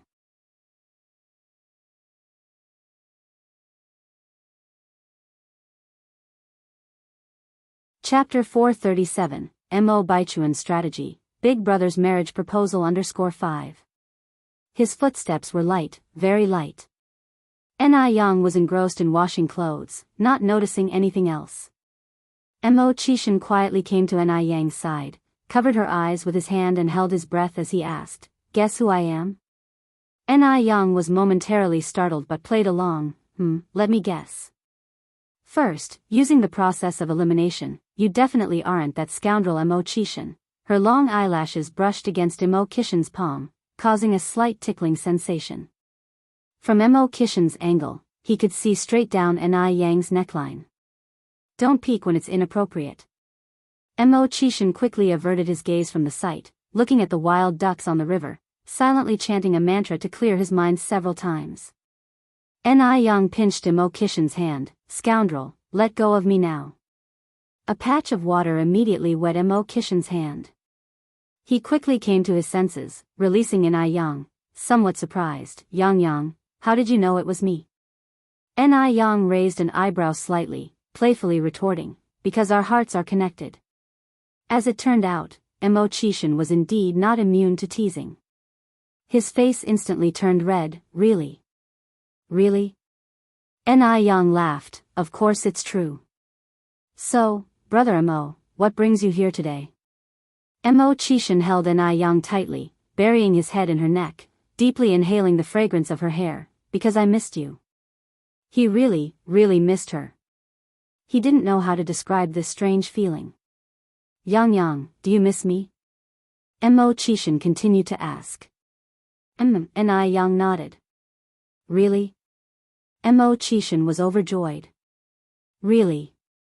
Yang, I really like you a lot. Mo Chishan said seriously, I feel like I can't live without you in this life. I want to be with you forever.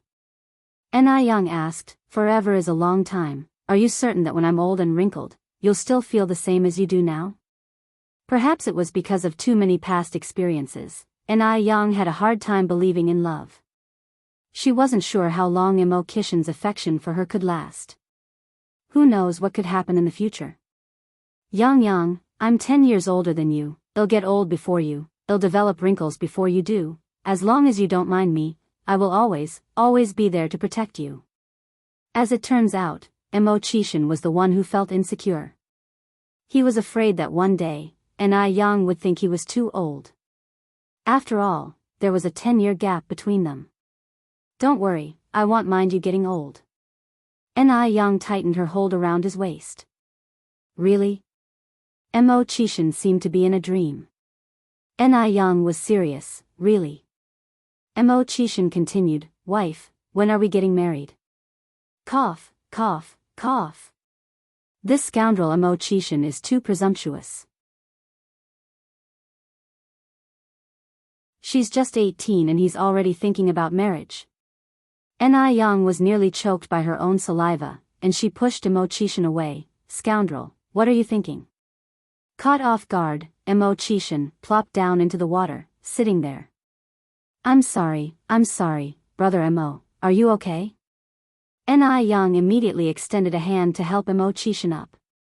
Mo Chishan refused to get up from the water, looking at Ni Young with a pitiful face. Wife, don't you want to marry me? Who are you planning to marry first? Have you stopped liking me? No, you misunderstand. It's not that I don't want to marry you. Ni Young didn't know how to explain herself. Upon hearing this, Mo Chishan brightened. Then when are we getting married? Seriously. Again with this problem. Ni Young kicked Mo Chishan lightly. Scoundrel, I'm only 18. Does that conflict with marriage? Mo Chishan asked innocently, a forlorn look on his face. Wife, we can't be dishonest. You just said you wouldn't mind me. I'm older than you, and you don't want to marry me now. I feel really insecure. At that moment, Ni Young had the strange illusion that Mo Chishan was like a homeless, pitiful little puppy. Ni Young softened at that, changing her tone. I'm not even of legal marrying age yet.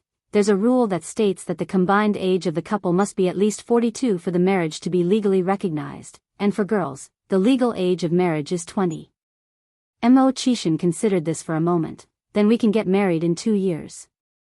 Ni Young took hold of Mo Chishan's hand. Brother Mo, get up first. Mo Chishan, with a mischievous glint in his eyes, held Ni Young's hand. He slowly stood up, but just then, he suddenly pulled her.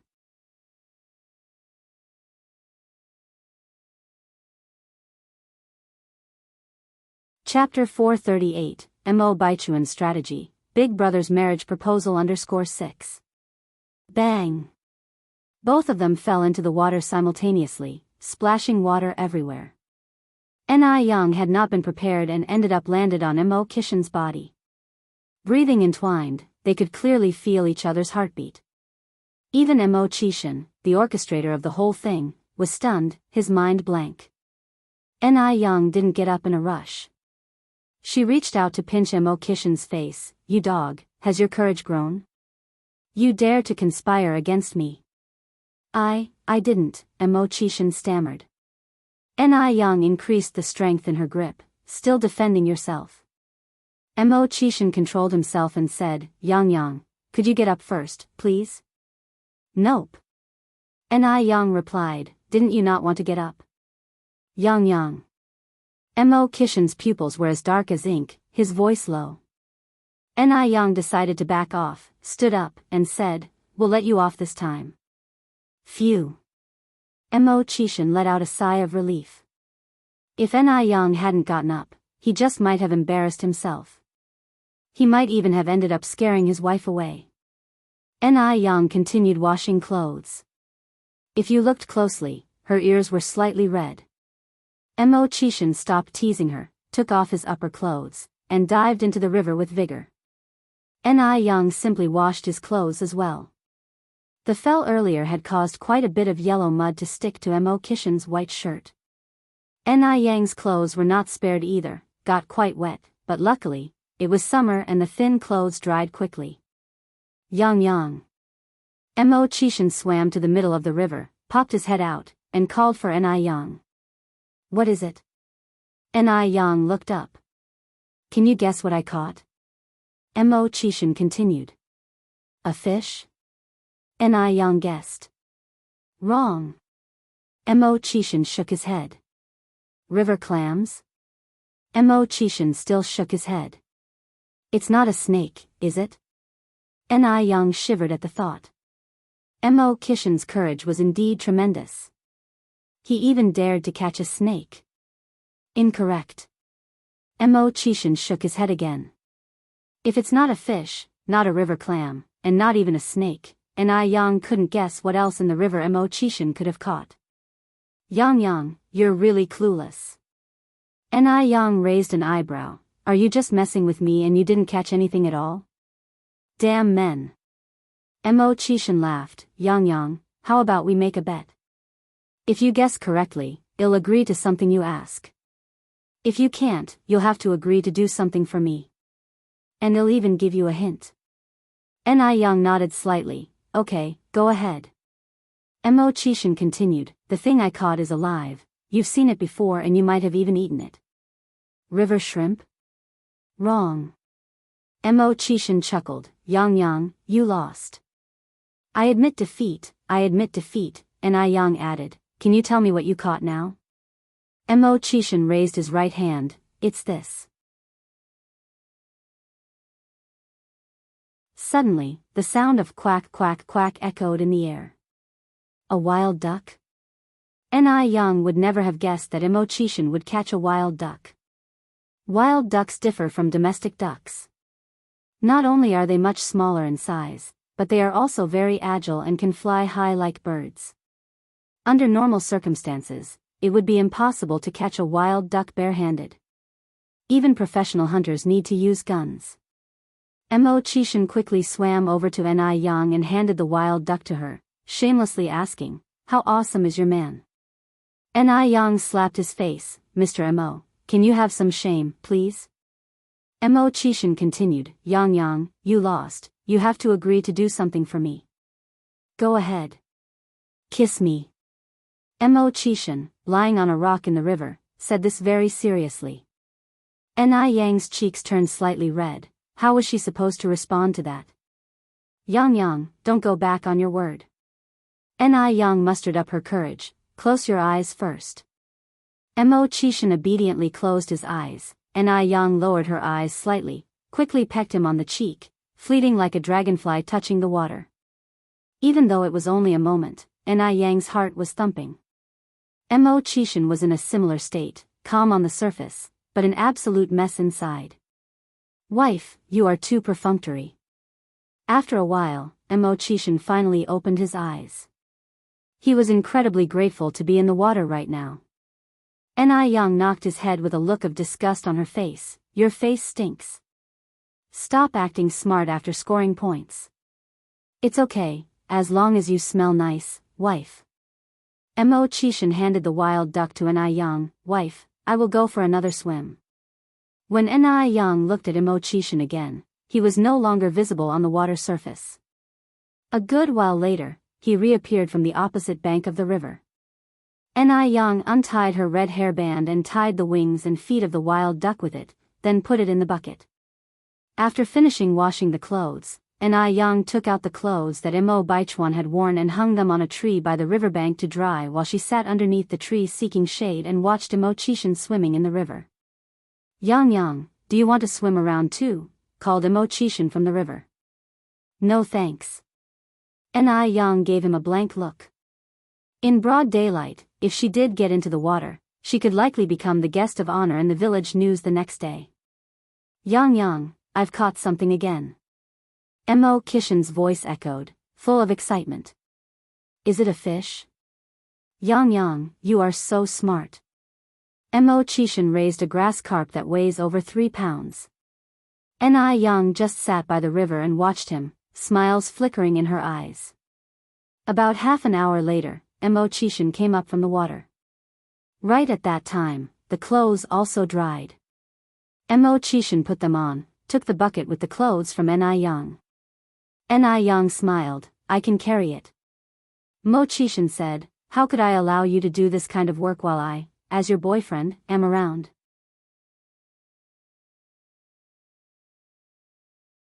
Boyfriends are meant to do hard work. What else is the use of having a boyfriend? Ni-young patted his head, good understanding, young man. Mo-chishin smiled, all credit to your coaching. Nobody else got such a privilege. Ni-young couldn't help but laugh. As they walked and talked, their handsome and beautiful scene made passing pedestrians compliment them heavily. Such a perfect match of talent and beauty. In no time, they arrived at the Ni family's house. It was already after 10 a.m., nearing 11 a.m. Ni-young suggested, Brother Imo, stay for lunch. I'll clean up the duck and grill the fish. Mo-chishin nodded, yes, I'll help you. He seemed to have forgotten about the important meeting waiting for him at noon.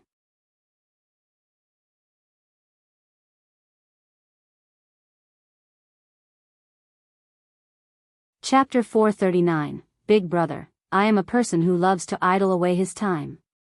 Help me one more time _1. Mo-chishin followed Ni-young into the kitchen. Ni-tsuihua was originally busy in the kitchen.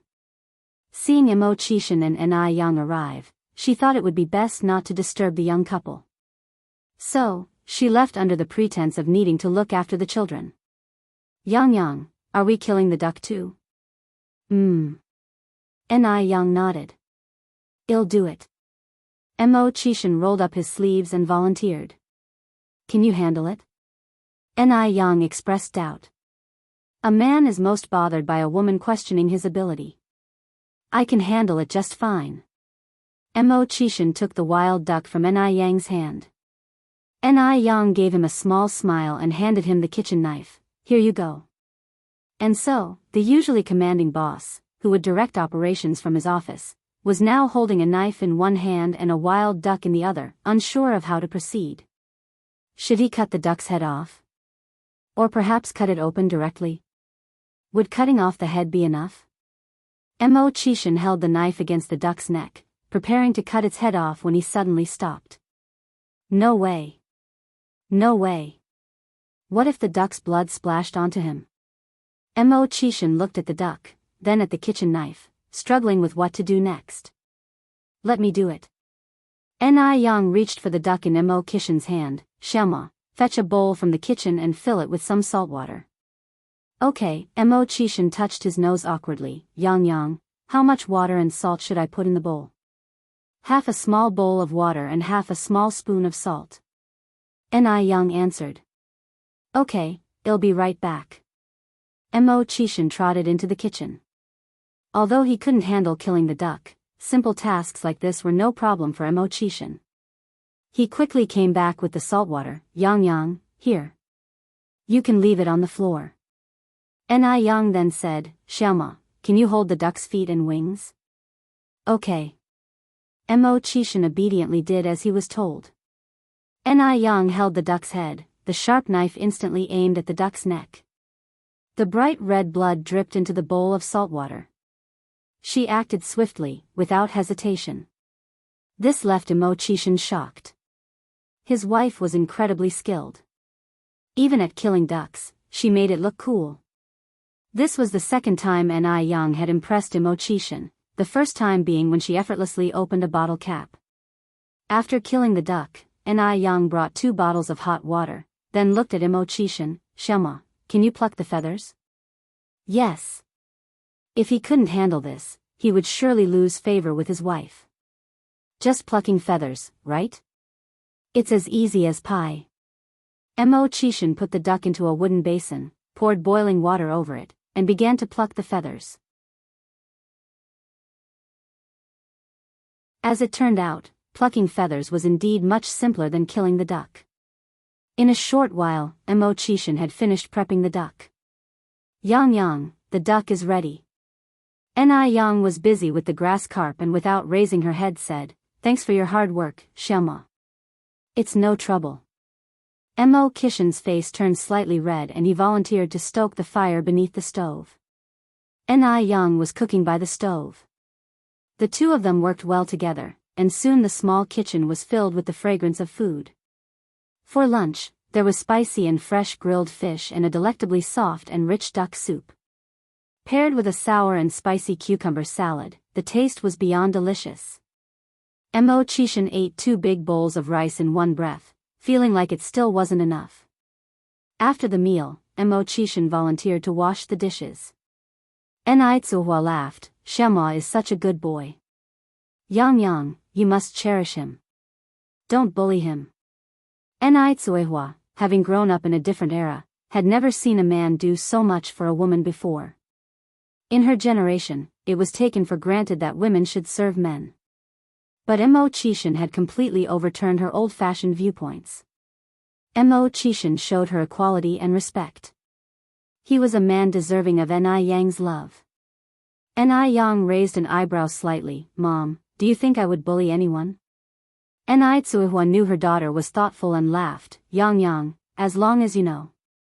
Shema is busy in the kitchen now, you should go check on him." Yang nodded and headed toward the kitchen. Yang, when are we moving to the new house next door?" Mo Chishan asked while putting the dishes away in the cabinet. Yang replied, "We're probably moving next month. We haven't decided on a specific moving date. We'll move once the paint smell has dissipated. It's convenient living here now, so there's no hurry."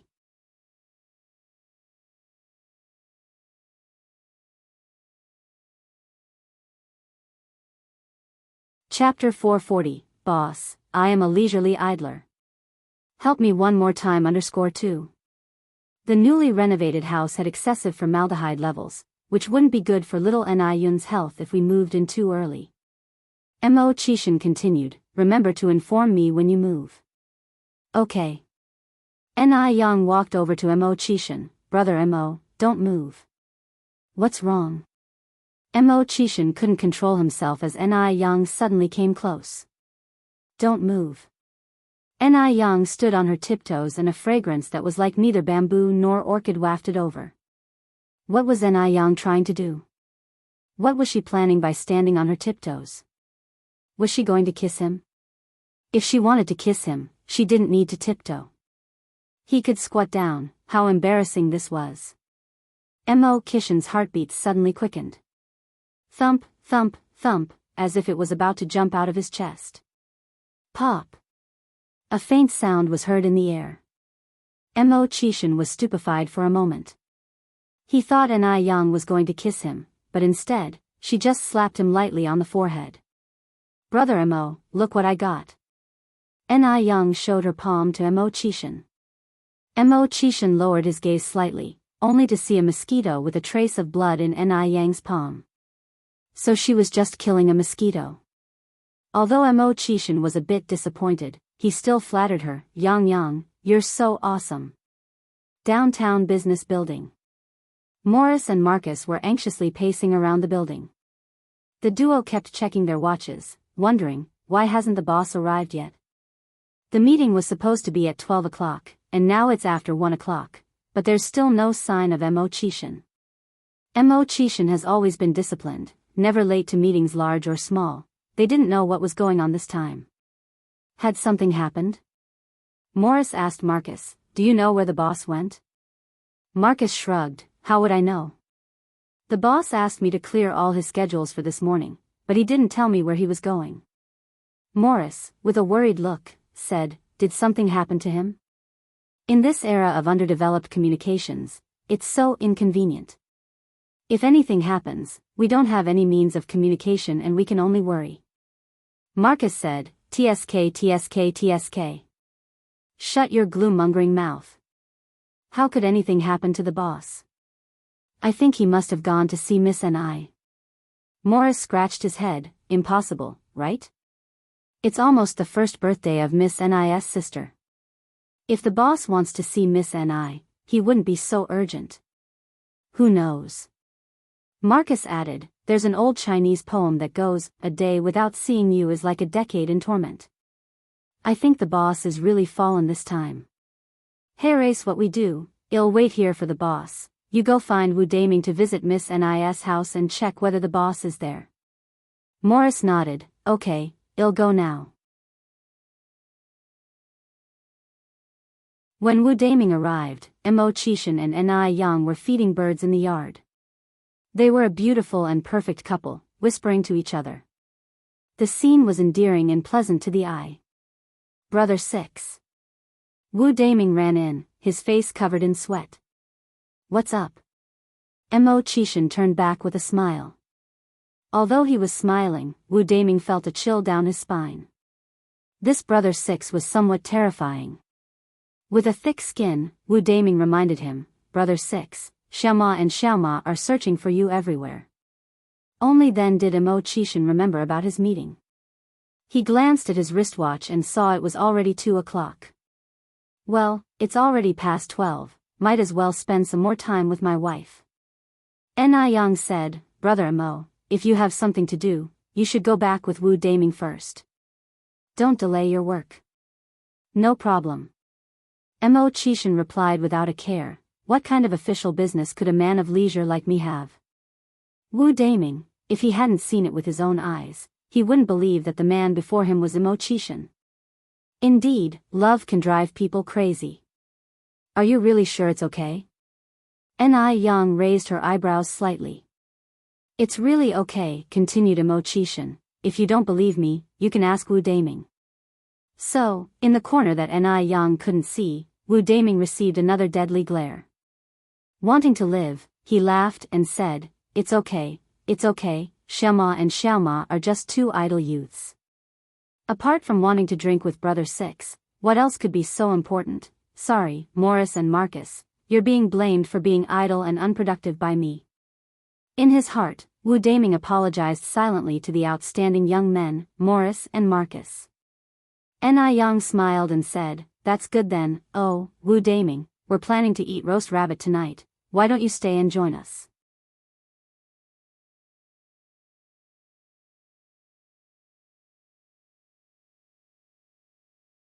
Chapter 441, Big Boss, I am a person who enjoys idling around. Help me one more time _3. Thanks, sister-in-law and I, but I won't be joining for dinner, Wu Daming declined politely. The roast rabbit was delicious, but he didn't want to be a third wheel. Just join us, you don't have anything better to do anyways. The more, the merrier, right? N.I. Yang held Mo Chishan's hand tighter, right, brother Mo? Wu Daming had helped her out a lot, N.I. Yang sincerely wanted to show her gratitude. N.I. Yang was far from naive. She knew Wu Daming would listen to Mo Chishan, and if Mo Chishan nodded in approval, Wu Daming would certainly stay. Mo Chishan nodded his head, your sister-in-law is right. Wu Daming was about to say something else when Mo Chishan looked at him, his tone bland, are you too busy? Wu Daming immediately changed his tune, no, not busy at all, then, sorry for intruding, sister-in-law. N.I. Yang chuckled, you're not an outsider. Mo, why don't you go keep Daming company inside, while I catch the rabbit? The rabbit meat needed to be marinated in advance so it would be flavorful during the barbecue. Wu Daming said, I want to walk around the village. Don't bother with me, go about your business. That's fine too. Mo Chishan nodded, just make sure to be back in time for dinner. His message was to stay away until it was dark. Wu Daming got the hint, don't worry brother and I'll be back soon. After saying this, he turned and left. N.I. Yang and Mo Chishan went to catch the rabbit. There were 7 rabbits in total. They had slaughtered 2 when Li Yanran came last time, so they were now down to 5. Mo Chishan grabbed one of the fattest rabbits. Yang, what do you think about this one? No, Yang shook her head, this one is about to become a mom. Hearing this, Mo Chishan carefully put the rabbit mother down, and picked up another one. How about this one? This one is fine. Yang nodded, then added, there will be lots of people tonight, brother Mo, you should catch one more. Alright. Yang was not only adept at slaughtering ducks but was also an expert at killing rabbits. In no time, 2 rabbits were evenly coated with various marinades. Apart from rabbit meat, Yang had also prepared enoki mushrooms, baby cabbages, chili, lamb, eggplant, and vermicelli. At this time, barbecues were not yet as popular as they would become in later years, and skewers were not available in the countryside. So, Yang and Mo Chishan went to the bamboo grove to cut some bamboo. Mo Chishan was very skilled with his hands, Yang just described the shape of the skewers, and as he cut the bamboo, he also whittled the skewers for Yang. They were of uniform size, just like what you could buy on the street. Yang marveled, brother Mo, you're so skillful. Just as so. The champion of the China's swordsmanship competition, Missouri Chishan modestly downplayed his prowess. After making the skewers, Mo Chishan sat in the yard and skewered the food while Yang made the charcoal. Time passed second by second. In a blink of an eye, it was evening. By the time Chingue and Wu Daming returned, Yang had already prepared everything. The barbecue grill was long and people could sit on both sides, allowing everyone to grill and eat at the same time. Although it was summer, the mountain breeze made everything pleasantly cool. Oh, little Mo is here too. No wonder it's so lively today. Chingue greeted Mo Chishan enthusiastically. Aunt Mo Chishan stood up politely. Chingue laughed, little Mo, you don't need to be so formal with me. We're all family here, please, sit. Finishing her sentence, she turned to Yang, what are we having tonight? Looking around, she didn't see any vegetables. Surely they weren't planning to feed them raw food? Yang replied, Aunt we're having a barbecue tonight. We'll be grilling and eating. Oh. Chingue nodded, doubting in her heart whether grilling these seemingly dried-out potatoes and enoki mushrooms would actually taste good. As Yang grilled the vegetables, brushing them with oil and sprinkling chili powder and cumin powder, the sizzling of oil soon filled the air. It smelled so good. It made everyone salivate. Shortly after, Yang finished grilling a large batch of vegetables and served them to everyone. Delicious. Sister-in-law you're incredible. Wu Daming wolfed down his food, as if he would even swallow his tongue if he could. Chingue quietly retracted her previous doubts. Yang had also grilled a corn on the cob especially for little Yun, who was nestled in Quihua's arms, chewing blissfully on the corn. Despite being just shy of 1 year old, his teeth were already quite formidable.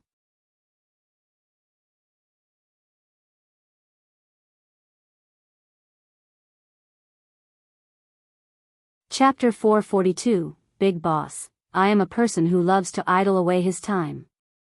Help me one more time _4. Seeing everyone eating so contentedly made Yang very happy as well. She picked up the marinated bunny and began to roast its meat. Yang, you should have a bite too.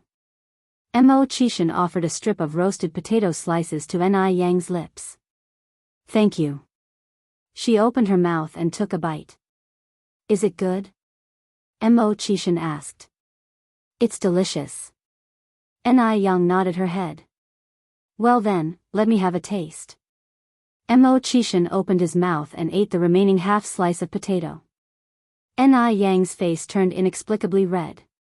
She quickly lowered her gaze to others. Seeing that all eyes were not on them, she let out a sigh of relief and freed her hand to pinch Mo Chishan's waist. The sky above was illuminated with bright stars, and there was a lively atmosphere of joy in the small farmhouse below. Since that night, Mo Baichuan hadn't seen Li Xianxian for a week. At first, he thought Li Xianxian, like Ni Yang, was playing hard to get with him. But now it seemed like she was truly intent on breaking up with him, otherwise she wouldn't have disappeared for a week. Thinking about this, Mo Baichuan felt a pang of guilt. After all, it was he who had taken Li Xianxian's innocence. In 1980s China, relationships between men and women were not that open, and women viewed their chastity as incredibly important. Tingji, what exactly happened that night? Mo Baichuan went to ask Li Ting, because Li Ting was the only one who knew what had transpired apart from Li Xianxian. Which night? Li Ting looked at Mo Baichuan, puzzled. It seemed like he had already forgotten about the birthday party. Mo Baichuan replied, "The night of my birthday." Mentioning that night, a flash of pain crossed briefly beneath Li Ting's eyes. "What about the night of your birthday?" "Everyone had a great time." "Baichuan, what exactly do you want to ask?" Mo Baichuan succinctly said, "I just want to know why Li Xianxian was in my room when I woke up the next morning." Li Ting laughed and said, "Because you were holding on to her hand all night and didn't let her go, really?" Mo Baichuan narrowed his eyes. Li Ting said frustratedly, "Do I seem so idle that I would lie to you?" Li Xianxian and Li Ting had no actual relationship, so there was no need for him to lie for her. Li Ting continued, "Baichuan, be honest with me, did you sleep with her that night?" Instead of answering directly, Mo Baichuan said, "I broke up with her." "Broke up?" Li Ting was surprised. "Why?" "Baichuan, that's not right. Xianxian is a girl. Things have happened, and you should take responsibility." Mo Baichuan replied very calmly, "She was the one who wanted to break up first." Li Ting advised, "Baichuan, Xianxian is an exceptional girl. I really hope you do not miss out on her and step up to take on the responsibility of a man."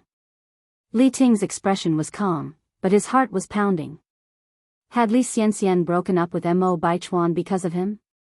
Mo Baichuan lit a cigarette. "Nowadays we advocate for freedom in love. If she doesn't want to, I can't force her." Li Ting sighed and a flicker of excitement appeared in his eyes. After leaving Mo Baichuan, Li Ting could hardly wait to find Li Xianxian. "Xianxian, did you break up with Baichuan?" Li Ting looked at Li Xianxian. "Yes." Li Xianxian nodded. "Xianxian, did you break up with him because of me?" Li Ting asked excitedly. Li Xianxian bit her lip and then said, "Tingji, I admit I did have a little interest in you, but I like Baichuan more.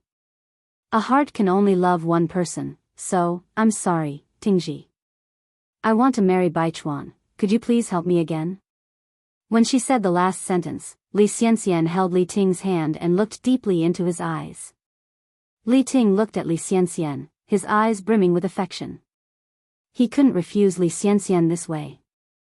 As long as he knew she was even a little fond of him, he would be satisfied. In that moment, he was ready to go through hell and high water for her. "All right." Li Ting nodded. Li Xianxian said gratefully, "Tingji, thank you. I owe you in this life. In the next one, I will definitely marry you." "Really?" Li Ting looked up, surprised. He never expected Li Xianxian to be so deep and sincere. He had indeed chosen the right person to love.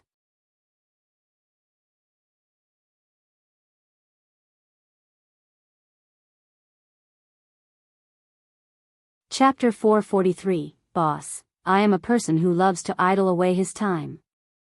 Help me one more time _5. For real.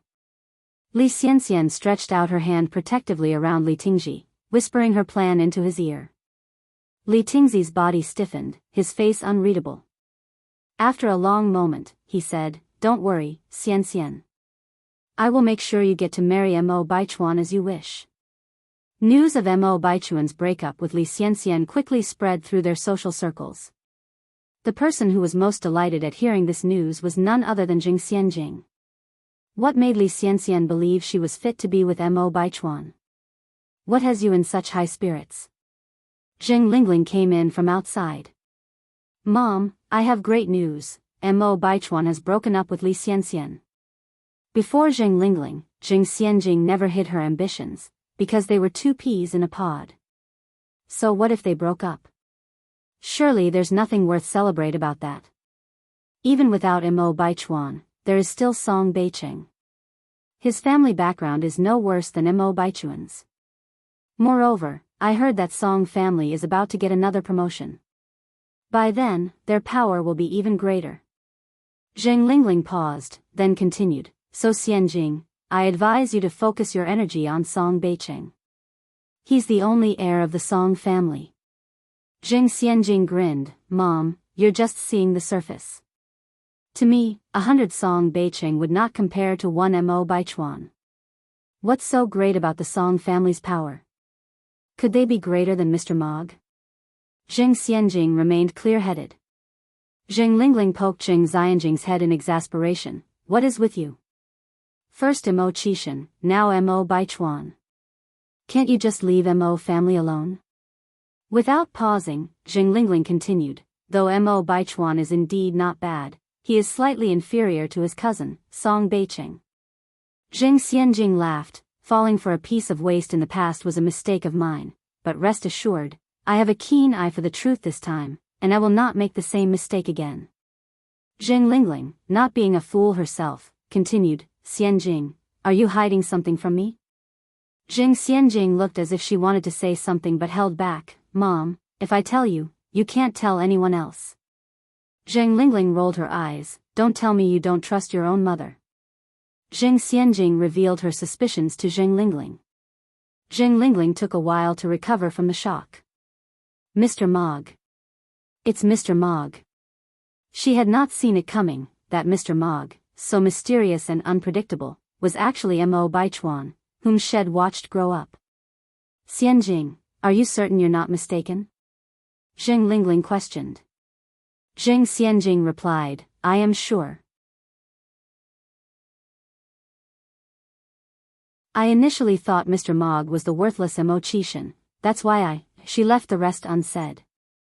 Zheng Lingling snorted, that useless person, Mo Qishan, isn't even worthy to shine Mr. Mog's shoes. Exactly, Zheng Xianjing sighed regretfully. I was so foolish to waste so much time on such a loser. I almost overlooked the real Mr. Mog. I was lucky to uncover the truth in time. Every time she thought about this, Zheng Xianjing felt extremely fortunate. Zheng Lingling continued, Baichuan has certainly played his cards close to his chest. Who can disagree? Zheng Xianjing nodded. If I hadn't seen it with my own eyes, who would have believed that he is Mr. Mog? Zheng Lingling frowned slightly, looking worried. Xianjing, I've heard rumors that Zhao Jingrong of the Zhao family has declared that she won't marry anyone but Mr. Mog. You will need to keep an eye on her so she doesn't steal Baichuan away. The influence of the Zhao family in Beijing far exceeds that of the Mo family and the Zheng family. Otherwise, Zhao Jingrong wouldn't be so bold to ditch Mo Qishan at will. Moreover, Zhao Jingrong not only boasts a prestigious family background but is also pretty and well-educated overseas. These exceptional attributes make her a force to be reckoned with. Zheng Xianjing laughed, Mom, you can rest easy. Zhao Jingrong still doesn't know that Mo Baichuan is Mr. Mog. And even if she did, would Mo Baichuan marry someone who almost became his aunt through marriage with Mo Qishan? Even if Zhao Jingrong loses her dignity, the Mo family would still want to keep their face. Zheng Xianjing was not worried about Zhao Jingrong, as she had no upper hand at all in front of Mo Baichuan. You're tuning in to the Dreamy Love Stories YouTube channel. Don't forget to subscribe and join us on this journey to catch the most captivating stories.